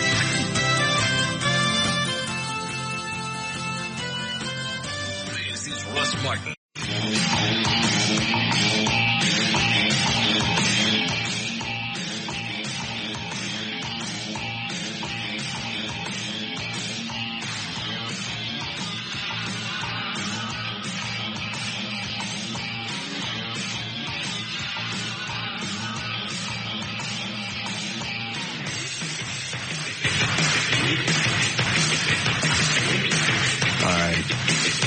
We finished news, right? Is that a yes? All right. I'll be traffic here. Hi, Gail. Hi. Hi, Russ. What do you got? Advanced Laser and Just Brakes. All right. Your IQ is just stop and think about it. Brought to you by Advanced Laser Clinics. For the best in laser hair removal and skin rejuvenation procedures, call Advanced Laser Clinics. 866-54-LASER. 3 Dallas locations. 866-54-LASER. Brakes grinding? Call Just Brakes and ask about their 4-wheel friction reline for as little as $99.88. Just Brakes. Just stop and think about it. And contact Allstate today for your auto insurance needs. Just call 1-800-ALLSTATE. See your local Allstate agent or visit allstate.com. You're in good hands with Allstate.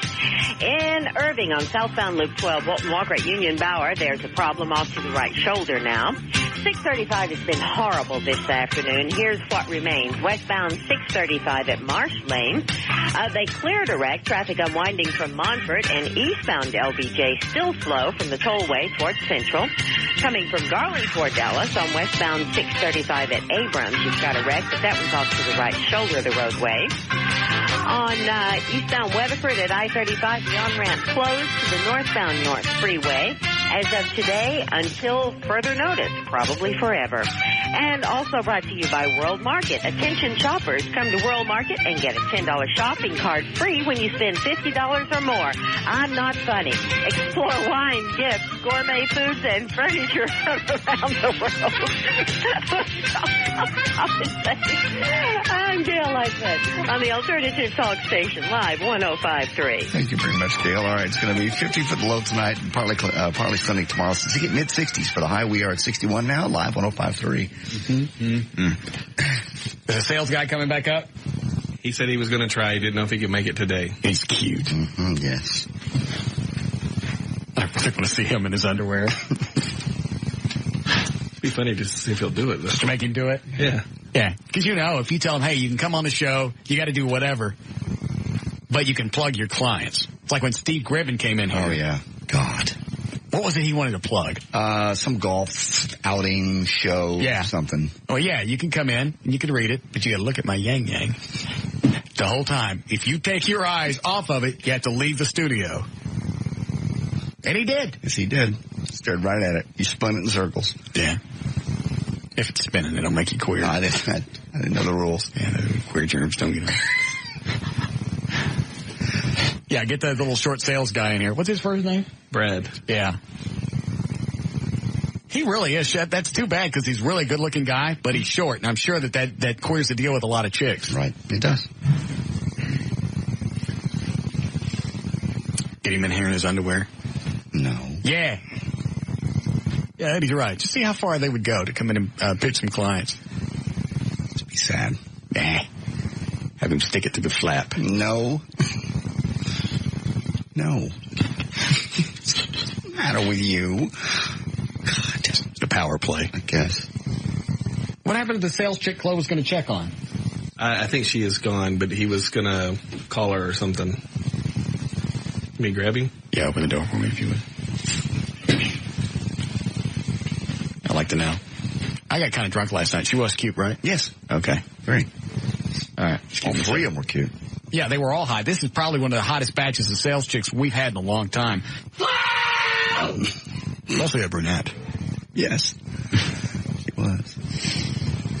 I like the blonde, too, but she's got the boyfriend thing. Yes. But the brunette was cute, right? She absolutely was cute. All right. That Brad's cute. Mm-hmm. Yes. He is. I agree. I think he's got one of those eyes, though, doesn't he? Not really a floaty. It likes to come in towards his nose. You notice that? It's a hair cross-eyed. I never really looked at him that closely. Yeah, you can overlook it because he's so cute. Mm-hmm. No Chloe? All right, screw him. Yes, Clint? Hey, boss. Yes, sir? Yeah, I got a little beef here. You don't seem to know what it's like not to have money, how to make ends meet, man. Why? Not everybody's got two Batmobiles that makes all the money you make. What does that got to do with making ends meet? No, you just don't know how it is when it's tough for people, man. You don't seem to have a lot of empathy for us folks. Yes, I do. I'm not going to tell the story again, but I've told the story many times of things I had to do to keep from getting in dire straits. Yeah, well, not everybody's got family that take them in like you do, either. I didn't have to live with my dad, but I did it so I didn't have to start selling stuff off. You have no idea what it does to your self-esteem to be 30 years old and move back in with your dad. And it doesn't help that he doesn't let you forget that you were on TV and now you're 30 and you're living back home with him. And he makes you mix mud just so he can call you an idiot. No, Dad's never let you forget anything, but that's beside the point. So what is it? I missed the point of the call. What do you mean I don't know about making ends meet? No, it seems like you're on this high horse now because you got all the money, you got everything that, people aspire to have. And yeah, hang on a second, Clint. I got something really important to talk about. What'd she say? Oh, she said, Did you ask her if she had a boyfriend? Yep. And does she? No, not at all. It's like high school, isn't it? Yes, it is. I love this. Very much. Yeah.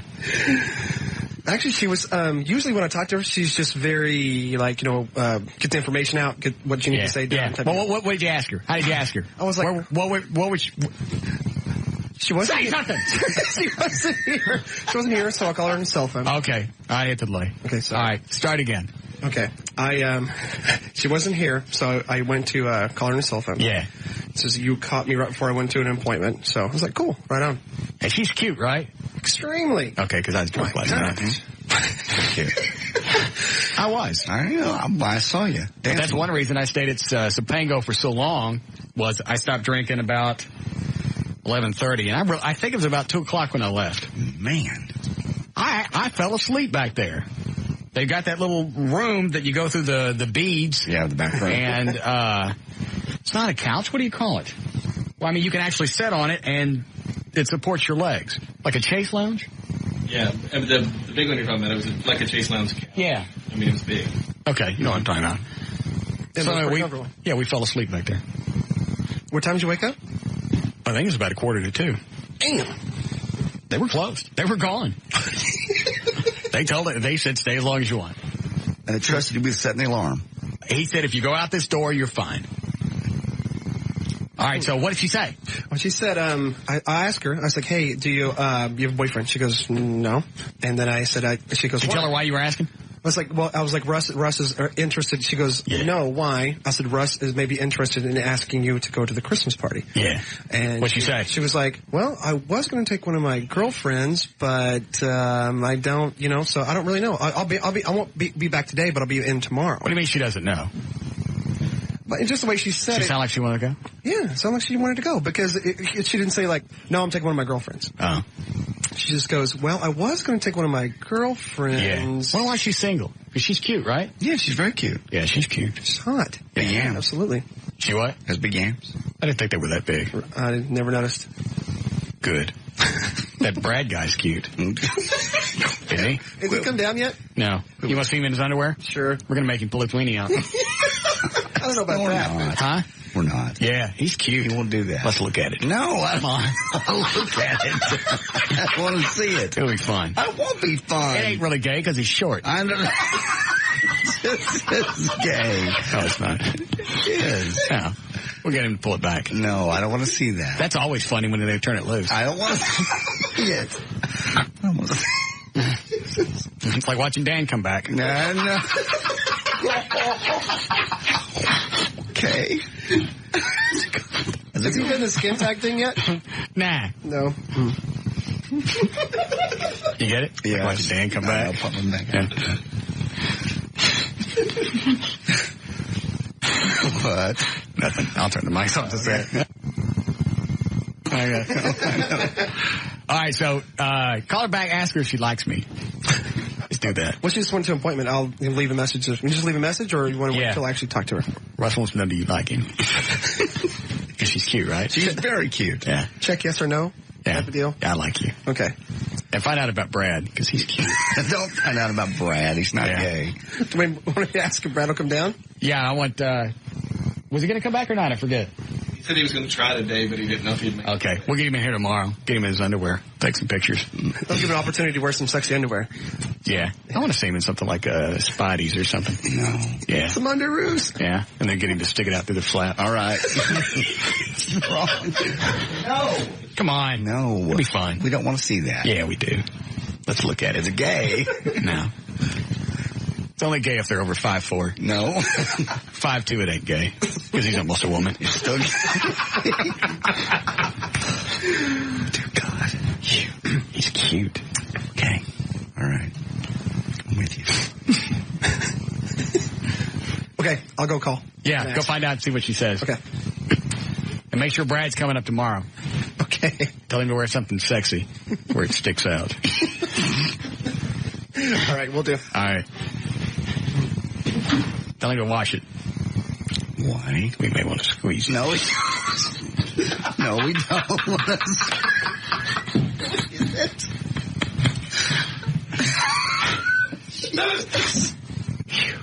I'm sexed up. No. Good. Maybe I got a date for the Christmas party. Now I'll go, because I wasn't going to go. I know. You taking Joy? Yeah, of course. Okay. Eddie, are you going? Yes. You don't have to. Don't go because you think you got to. This isn't one of those you have to make an appearance thing. It's one of those deals. They said everybody was going to be there, and outside of the show, I don't really know anybody, and all the radio people and stuff. Because it's us and 5 other stations, right? Correct. The Oasis, KRLD, K-Love, KVIL, and I'm leaving Wild. something out. And Wild 100. We know everybody over at Wild. It's on Thursday. I'll find out. All right. Oh, hang on. I'm sorry, Clint, go ahead. Oh, man, I just was kind of hoping that we convince you to talk a level of most of your listeners. You know, not all of us are millionaires, and we can't really relate to all this Batmobile and toy car kind of stuff. What would you like me to talk about? Oh, I don't know. I've talked about when I had rough times, had to live with my dad, had to cut back on stuff. I still cut coupons. I still throw money in the bank. I'm trying to pay my house off in 2 or 3 years, so I don't have to worry about, working for somebody and them telling me to do something I don't want to. You know, who can pay their house off in 2 or 3 years? I live by myself. I don't have a family.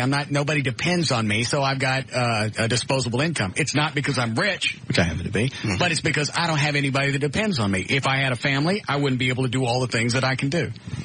So I made the choice. You decided you want a family, you got a comfortable lifestyle. I decided no family, and I'm going to buy a bunch of junk. Mine is a very empty existence. You want to come up and see this guy's weenie? I'll pass, Chief. All right. Thanks. All right. Bye, Clint. We'll just pinch it. No, we're not pinching it. We're not touching it. We're not looking at it. I want to see even his underwear. I'll bet you $150 he comes up and does it if he can rattle off some of his clients. He'll probably at least do the underwear thing.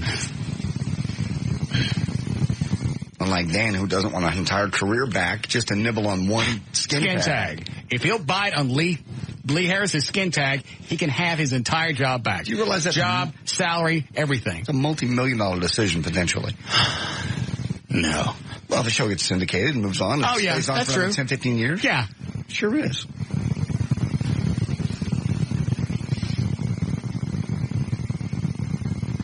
We get that Brad in here in his underwear. Mm-mm. You know what I like to see? No. What? I like... Oh. Wouldn't that be funny? No. Yeah. It's disgusting to even say that. No, it's not. Yes. Because I bet he makes a face. I bet he does. Yes, most people do. God.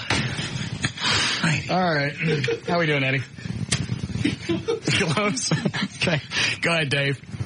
Yeah, Russ, I wanted to tell that idiot you had on the other line earlier that you do have empathy for people who can't make ends meet, and that you work very hard for what you've got in this world, and he needs to go get a life.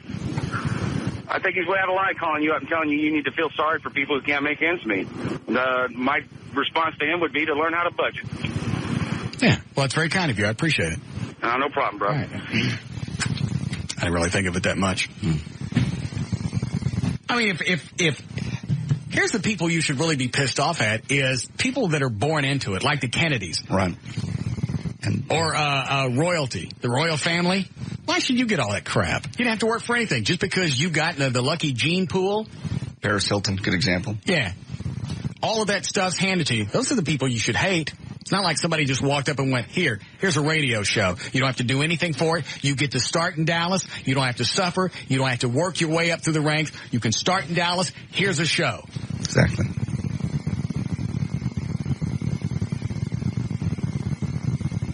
Had to work in crap facilities. Worked for program directors that were on coke. Mm-hmm. You worked your way up. We all have. Small market. First job paid $2.35 an hour. And I'm willing to welcome Dan Lewis back into this show.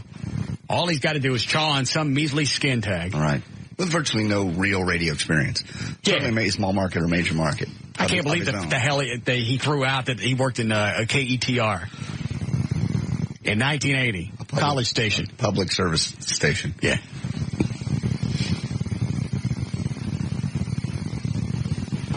How big is that skin tag? I'd almost bite it. Show me the end of your finger. Show me how big. Really? Yeah, it was big. I'm trying to decide size-wise. I can't describe it. I mean, it's bigger than the end of a eraser. Pencil eraser? Not quite as big as a pencil eraser, like one of those thin pencil erasers. All right. Okay. Big enough to get Dan's teeth around. Oh, easily. All right. That's the offer. He doesn't have to go the next 3 weeks to wonder if he's going to get to stay. All he's got to do is chaw on that tag. And you know damn well Laura's wife has called several times going, when I'm done chewing your ass, you go chew that tag. Mm-hmm. Take care of your family. Suckle it. Mm-hmm. Yeah. You got to bite it if you don't want it. You got to suck on it. Oh, God. You're sincerely turning my stomach. Yeah, no. That's nasty. All right, you want a break here? Okay. We'll be back. That's the wrong button.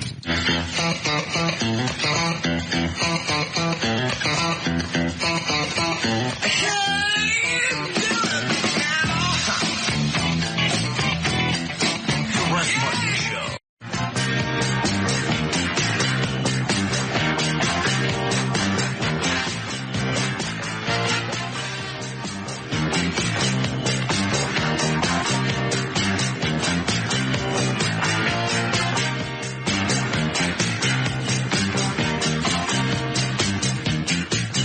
You found a what around your house? Oh, there's a place that sells that Kobe beef, like we were talking about earlier, and it's apparently like right at the end of my street. It's in Colleyville. How much is it? He says it's $29.99 a pound for the Kobe strip steaks, and the fillets are $49.99 a pound.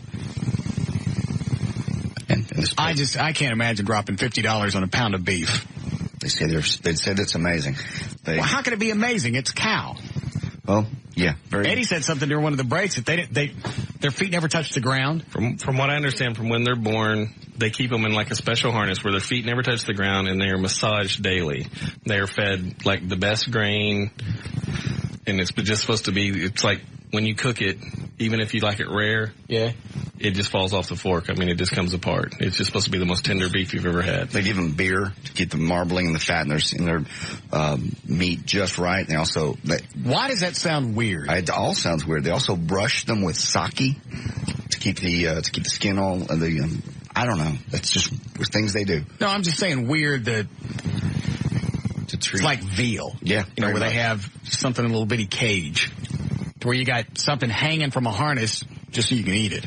That is very... I know it's not that much different than just having a cow roaming around in a field, but at least they get to do something before you whack them. Mm-hmm. And it's really kind of a cruel trick at the end of the... Yes, it is. Because, the cow's going, this is kind of sweet. I hang around, they rub my feet with milk.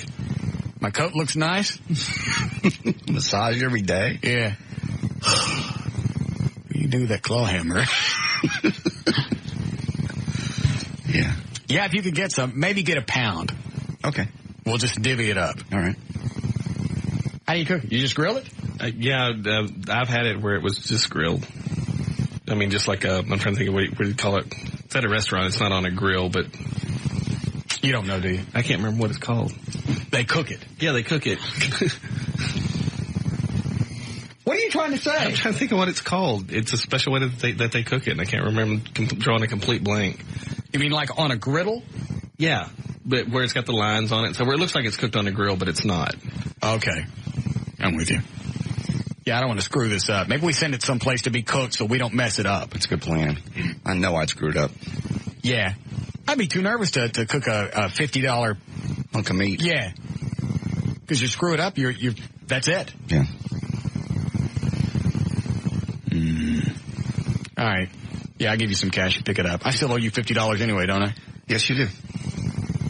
From the bottle of wine from the professor.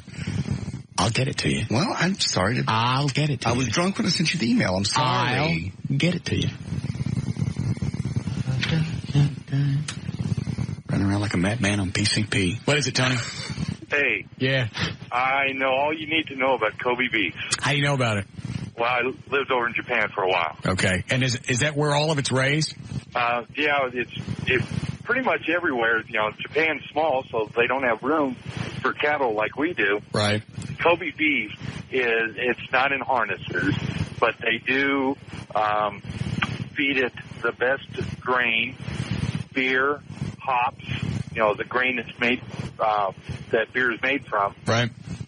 They hand massage it. It's just, you know, the best tasting beef, but it's also the way it's prepared. You can't just, you know, take a steak and throw it on a grill and grill it. Well, how do you do it? It'll be all right. You've got to, you know, have you ever been to, like, Benihana's? Yeah. Where they chop it up and do the whole, that's a lot of how they cook it because they flash cook it. Okay. In small pieces. You wouldn't, you know, you take a Kobe beef So steak. you want to flash it, you want to sear in the juices and stuff like that and not overcook it. Right. All right. Right. So you want to cook it in small pieces to where it's tender, flavorful, a little garlic, a little horseradish. You know, that's not bad. And $50 a pound, that's four dinners. But that's 16 ounces. That's 16 ounces of meat for $50. Mm-hmm. Yeah, but that's for 4 people. You know, you think 4-ounce steak, that's not a lot. But, you know, everything else you add into it, it makes a hell of a meal. Yeah, I'll try it once. This is not something I'm going to get used to. No. It's like lobster. Who can afford that? Unless it's free. Yes. Yeah, really. All right. Thanks, Tony. Okay. Oh, by the way, the big fat guy that they beat the hell out of and he died. Right. I think they said he was on PCP. Oh. What is it that stuff does? I have no Because you hear about, you know, cops always saying, hey, we're worried about this guy being on, he must have been on PCP because we shot him and he kept coming. I think it gives you superhuman strength and just adrenaline is just running through your body. Do you know, Eddie? Yeah, it's the whole outside world is completely shut off. Everything that I understand about it is... Let's go this way. Why do you take it? What do you get out of it? It's a complete altered state of reality. Yeah, you don't see anything the same way. I mean, you can watch cartoons or anything like that, and you don't perceive anything the way you normally would. Okay. I mean, it's just a complete... And what is PCP? Shoot it? Snort it? What? Smoke it? There's different ways. Some people lace joints with it, and smoke it. Is it a powder? Most of the time it's in a powder. Okay. And some people will ingest it, they'll put it under their tongue. I mean, there's just different ways. It's kind of one of those whatever you want to mix it with, or if you just want to do it straight. But it's just... That seems to be the cops' biggest concerns is running into somebody that's on PCP. Because there's no talking to them, there's no reasoning. Yeah, they don't... I'm trying to think of the proper way to say it. They don't perceive anything that's going on around them. They don't have any touch with reality. No. And if I see somebody shooting me, it doesn't even register in the brain. That you're being shot. Right. And unless they hit a vital organ, they had one guy that they shot him like 16 times, and they never hit a vital organ. I mean, they hit organs that would kill him, but not immediately. And until somebody actually went out there and shot him with a shotgun and severed his spine, that was the only thing that stopped him. Because it just didn't sink in that he was being shot, and he kept coming after the cops. Now you keep coming, but do you have any added strength?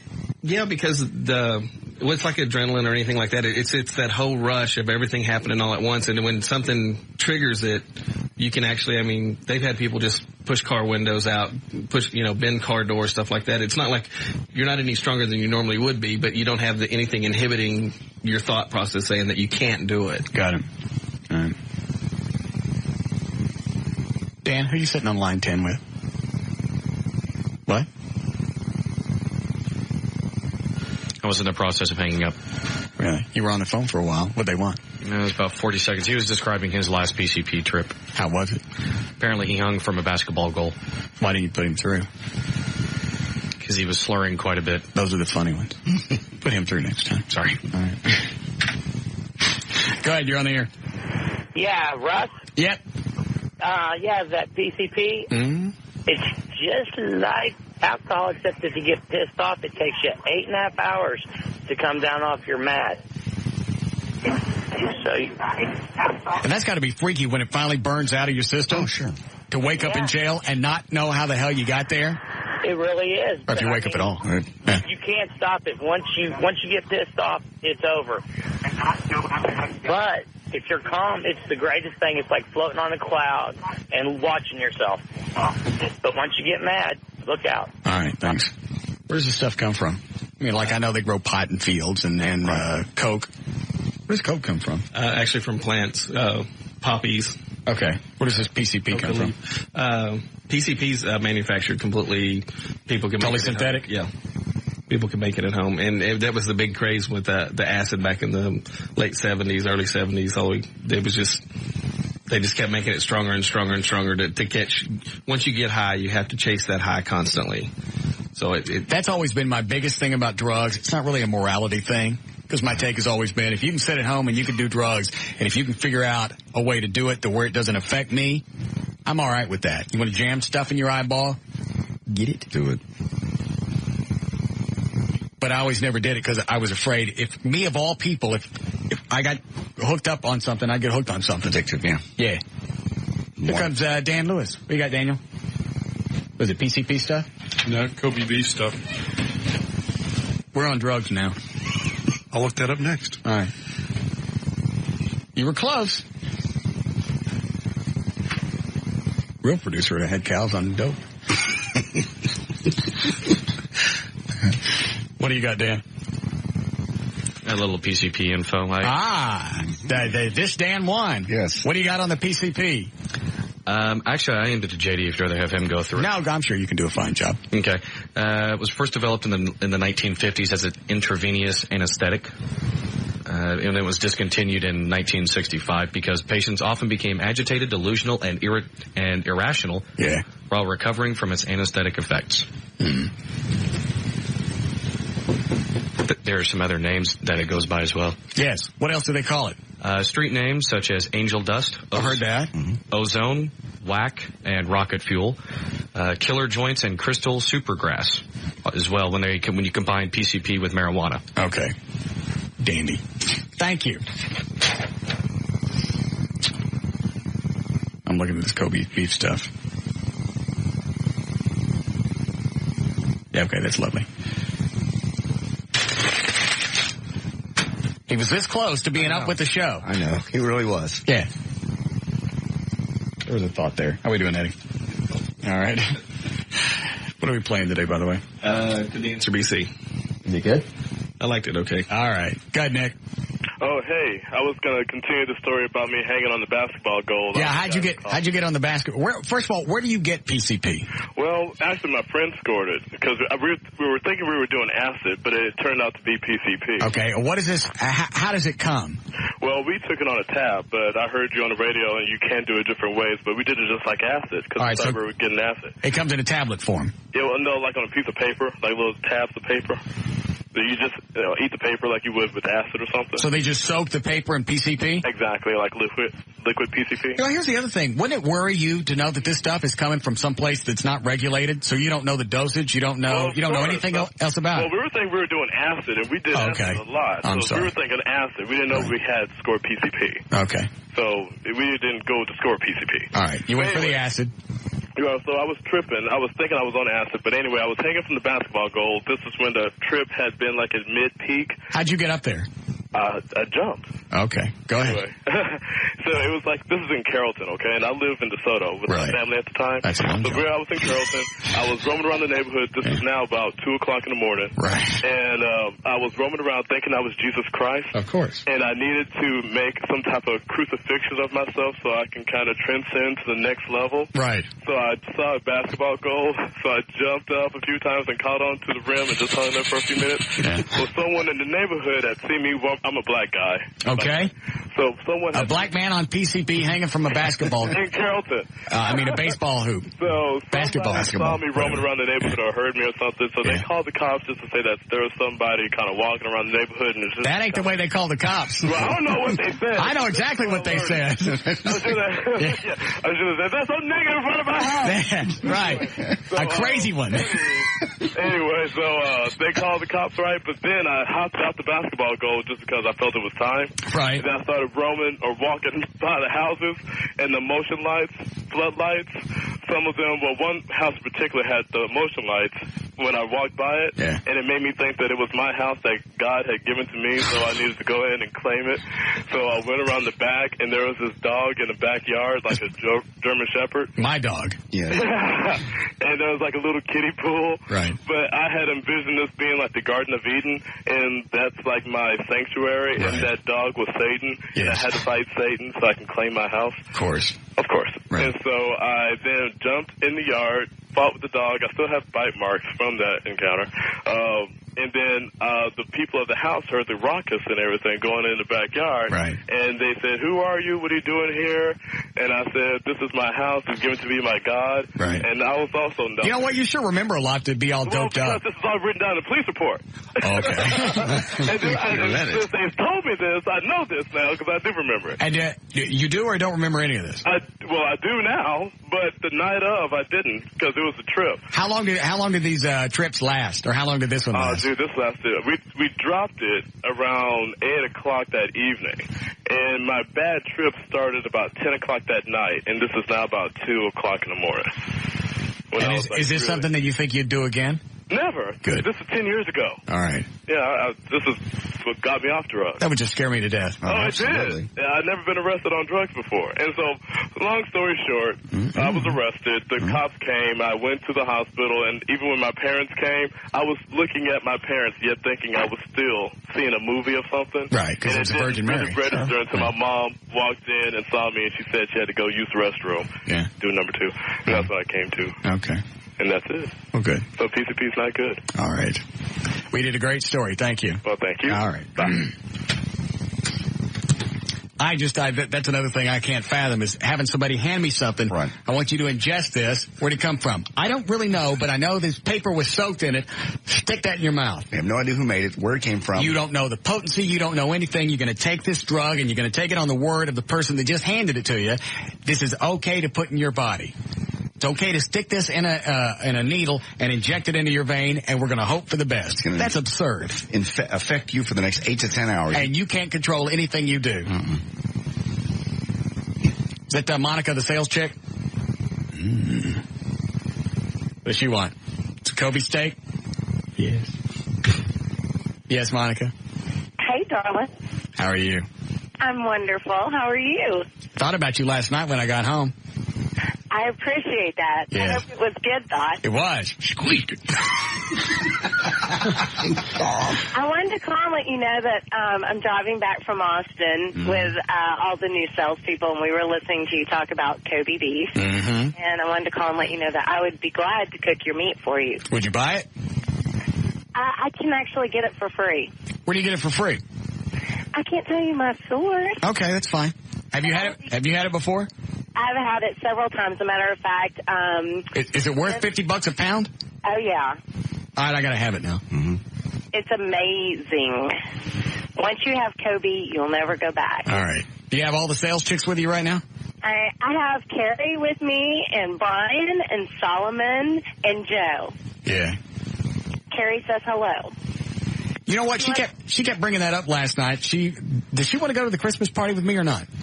She does. We all do. We all want to. Oh, no, I don't want no cluster thing. No cluster things? No. I'll tell you who I would like to go with. What's his name?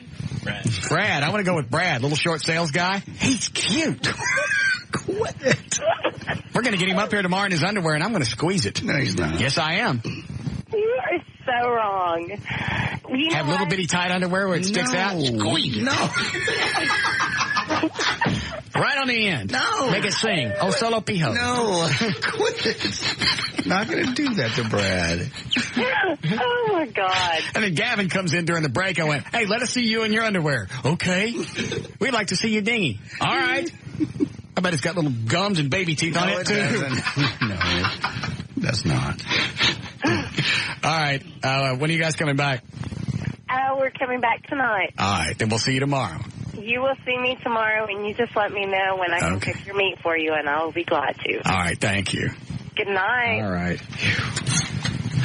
I just wish that tube top had to come off of her one time last night. I know. It was like an inch and a half from getting down to the areola. I know. Saw you dancing. Where'd you get pictures? I don't remember anybody taking pictures. I didn't have them. One of the sales guys had a camera. Steve somebody had a camera. He was taking pictures of everybody. He got a lot of you. Have you seen the pictures? All the women. I have not. They're not developed yet, but I saw him taking them, and I know what he got them of. Oh, okay. All right. Do we need a break before the game? Please. Okay. What are we playing? The answer we see. All right. We'll be back.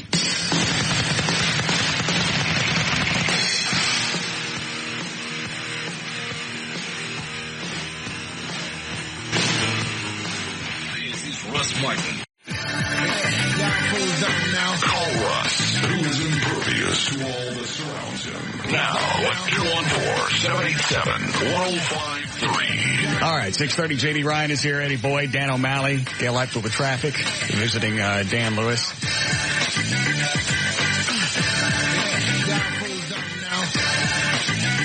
Also, I think they said that big fat guy that the cops beat up. I think they said they found trace amounts of PCP, and I want to say Coke. Why you would mix the two, I don't know. And I think they said he already had a heart condition. Well, which is kind of given when you're 5'6" or 5'7" and you weigh 400 pounds. Mm-hmm. I just don't get what the big stink is. And now there are some black activists in Cincinnati. I thought they let this go. I don't think they have they?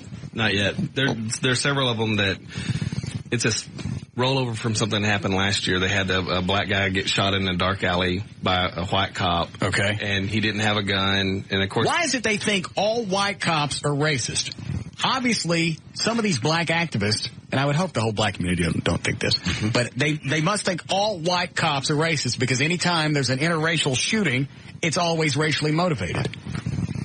Is that me, or is that the way it always seems to play out? It does seem to play that. If they can play that card, they do. In this case, they don't have a leg to stand on because they got this video. It is clear this guy's whacked out and attacking these police officers.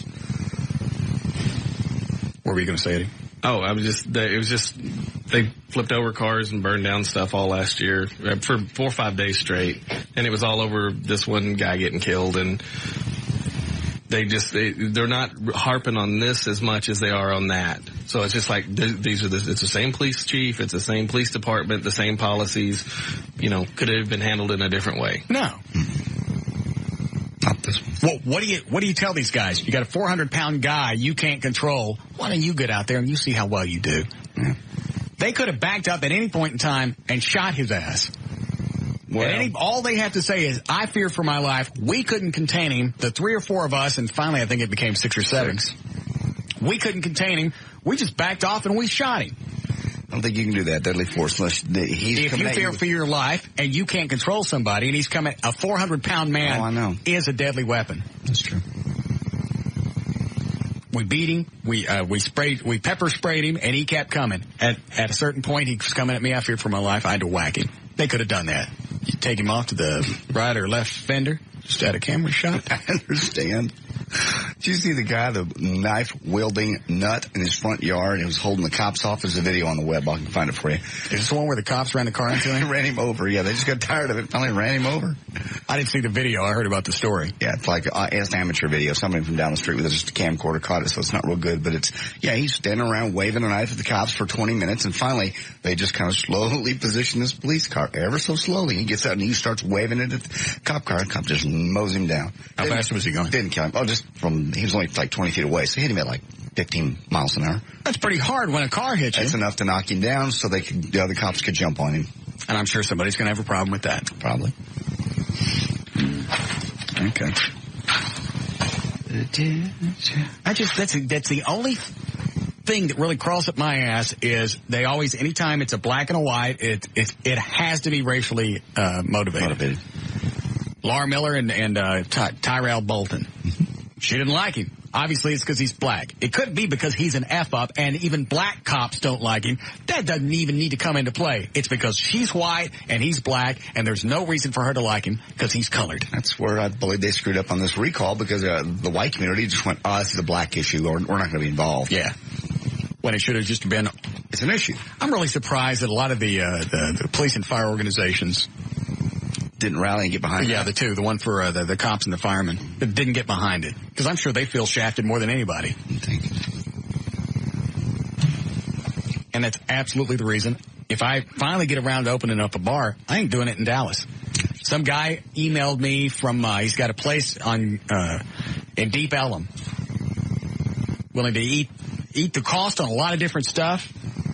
Sell it. It's already ready to go as a bar. I went, it's in Dallas. I'm not doing it. Right. Because I don't know what Laura Miller is going to do next. I think they're at a point now where they want to rescind some kind of licenses, permits they have to stay open late, like past 2:00. I heard something about that. Some of the clubs stay open till 4. They don't serve alcohol, but they stay open till 4. Right. And they don't want them to do that. What's wrong with that? If they're not serving alcohol, somebody that you have a place to stay to sober up. Seems perfect to me. Dance clubs do that a lot. Yeah. So I'm looking at anywhere but Dallas, just because of that. And I'm sure a lot of business coming to North Texas are going to stay away from Dallas and go to Fort Worth, Arlington, or whatever. And I don't blame them. I'm going to open up a bar, and I'm going to get that, what's that little boy's name? Brad. Quit saying little boy. Brad. He's not a little boy. He's How old is he? Grown man. All right. 30. I'm going to get him to greet people in his underwear. No, you're not. He's cute. I know he's cute, but stop it. Not that way. People squeeze it when they come in. No, they won't squeeze it. He's standing there at the door with it out. Yeah. He's not. Little bitty underwear. No. Right at them. Squeeze. Just a good part. No. All right. You got somebody lined up to play, Daniel? Okay. We have something to give away? Yes. And here we go. It's time to get lucky and play the game that even a mutant mongoloid monkey could win. Let's play. Could the answer be C? And here's your host, Russ Martin. All right. Hi, Brandon. Good evening. What do you do for a living? Project analyst For what type of projects? for Morgan Modular Buildings. Mobile homes? No, modular office buildings. Okay. 20,000 square feet and up. Okay, I know what you're talking about. All right, what is Brandon playing for there, They'll John? be playing for a month at Larry North Fitness. Larry's book called Living Lean, 12 months bronze level web hosting from BertBiz.com, the official web host, Live 105.3 in the Russ Martin Show, and a tri-pack of Farley Brothers DVDs, including Shallow Hal, There's Something About Mary, Me, Myself, and Irene, and make sure to catch their last production, Stuck on You, in theaters December the 12th. Is that Farley or Farrelly? Farrelly.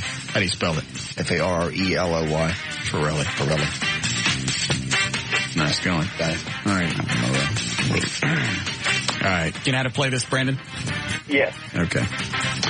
Here we go, then. You have to get everything right. All the questions. What? I'm sorry to interrupt you, Russ. I'd hate to say it, but those prizes aren't worth my time driving to the station to get them, though. Okay. Thank you. All right. Hey, Brandon? What are you going to do? I was going to throw something else in to have him come up here, and then I was going to crap in a bag.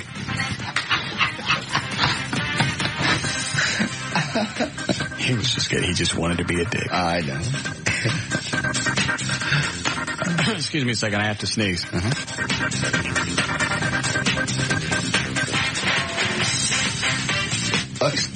Yeah, throw in True Lux. True Lux, okay. It's all you can eat. $90 worth of all you can eat stone crab, steak, seafood, and crab. Fine. Good. What else do we have to throw in? We also have DVDs and some T-shirts. Throw those in, too. Okay. We got it. Just say it, Eddie. What do you got? I don't know if you want to throw in one of the new Best Of CDs. Yes, a Best of Eddie CD. Jackass. You ready to go, Patrick? Yes, boss man. All right. certainly hope this is worth your time and trouble to come to the station. I think so. Okay. Go dig around in the office and find anything else you can stick in this thing. Do we still have those DVD players? If we still have those, throw one of those in too. What a joyous day for you, Patrick. Yeah, throw in that bug scanner that Dover sent up here. And a bug scanner, yes. That'll teach him, right? Yeah. You put that in there. The tape dispenser. Yeah, give that to him. Okay. All right, here we go.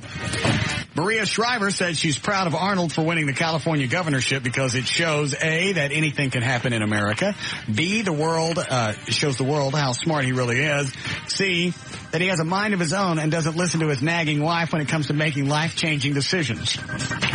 C. Like Dan does.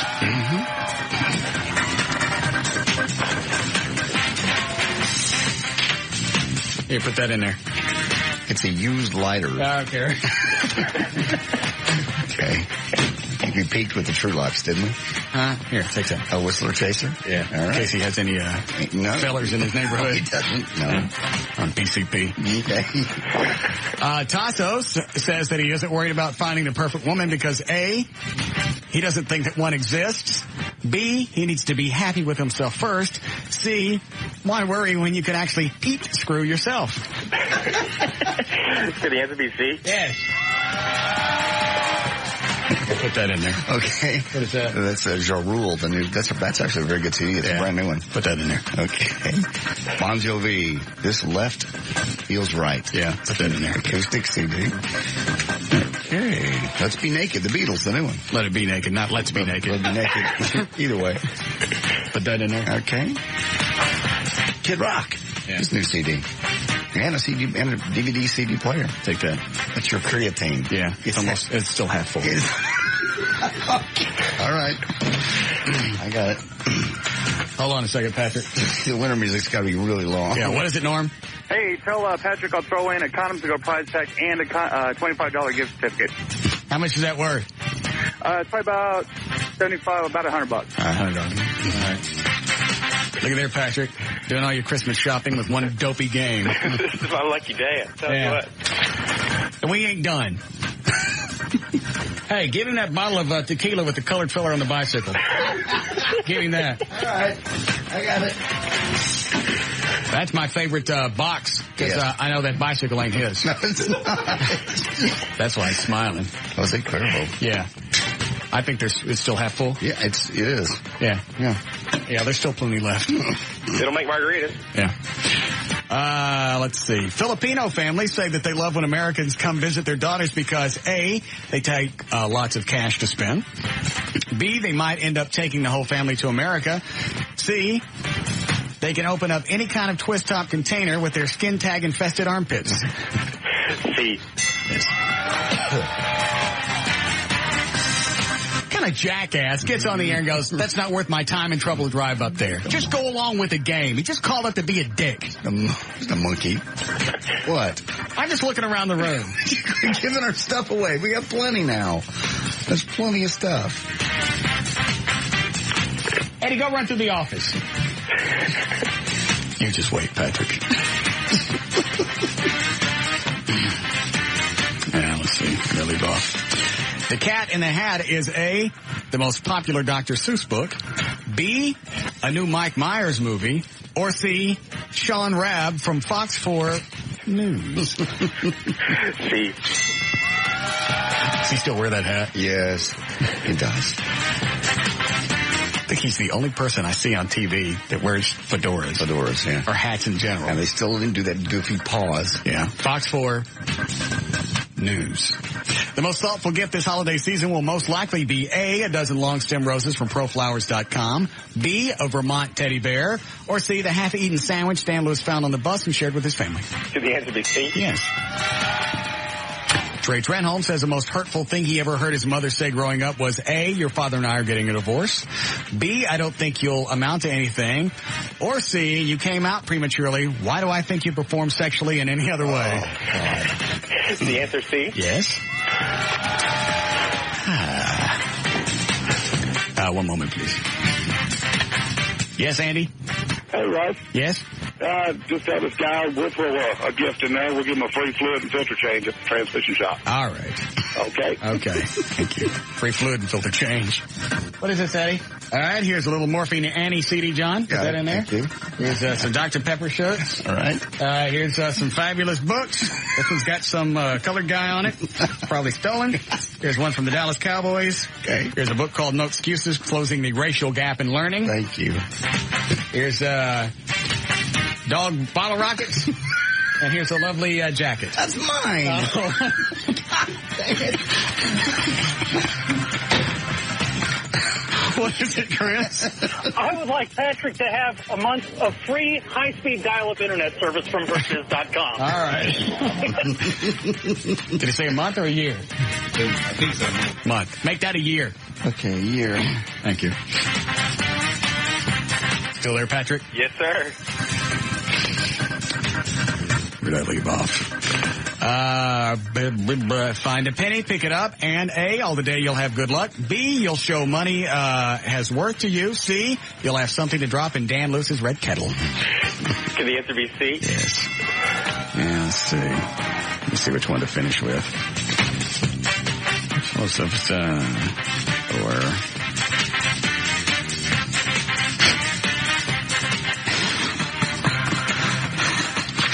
All right, here we go. The National Film Museum said that they are trying to authenticate a recently found clip of A, Bigfoot running through a field, B, a UFO landing in Kansas, or C, the elusive Cow Patty Daddy shopping at Home Depot. Is the answer C? Yes. And finally,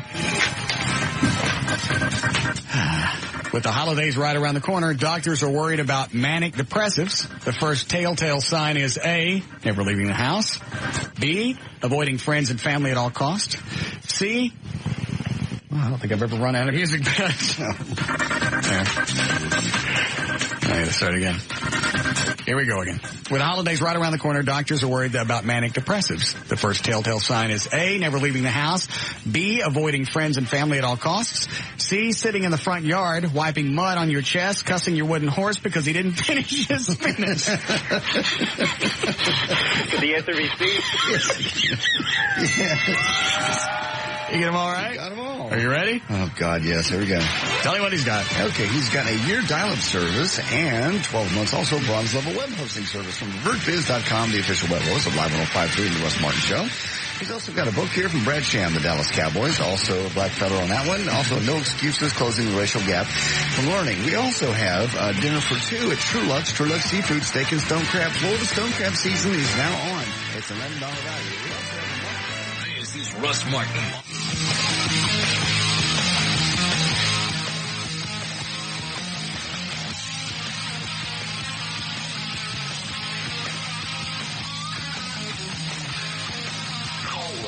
Who's impervious to all that surrounds him. Now, 214-787-1053.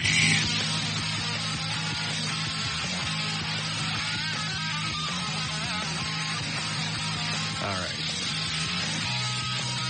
Oh, it's 7 o'clock.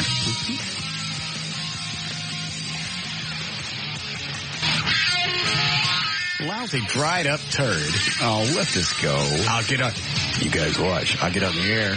I get lined up for a contest and I go, those prizes ain't worth me driving up there. Let it go. You pussy skin tag. Patrick ended up with $300-400 worth of stuff. Yeah, I think he did. Yeah. All right. All right, anything else? You ready to go? Sure. Been a fine day. Good day. Very first day back with Dan Lewis. I seemed all right. Yeah. Comfortable. You okay with stuff, O'Malley? You look sad. Are you sad? Don't he look sad? He looks more concerned than he normally does. Why you look concerned? Actually, I'm not concerned at all. You should be. You're not helping. No, really. Why do you look concerned? I really didn't think I was. Oh, okay. I'm just going about my normal stuff. Oh. So you're happy with everything and you're not concerned? Not right now, no. You should be. everything's fine. Have you talked to Tassos? No, not really. I saw him earlier. Is he upset? No, he seems fine. He should be. Be nice. What? No. He ain't out of work. Gavin's got him doing other stuff. I know that. Plus, it's only for like 2 or 3 weeks to see how Dan works out. If Dan don't work out, Tassos is welcome to come back. Okay. Not here. No. It'll be fine. All right. Ready to go? Sure. For more information about the Russ Martin Show, to email us individually, go to russmartin.com to get answers to any questions you may ever have about the show, including audio links, sponsors, whatever it is. It's all at russmartin.info. Instant email during the show is studio@russmartin.com. Other show sites are johndavidryan.com, eddieBoyd.com, danandtassos.com, KLLI.com, thedanlewisshow.com. Let's see what else. Limousine service provided by Ultimate Limousines. Contact George at limogeorge.com. Everything else is live1053.com. All right. See you guys tomorrow. See ya.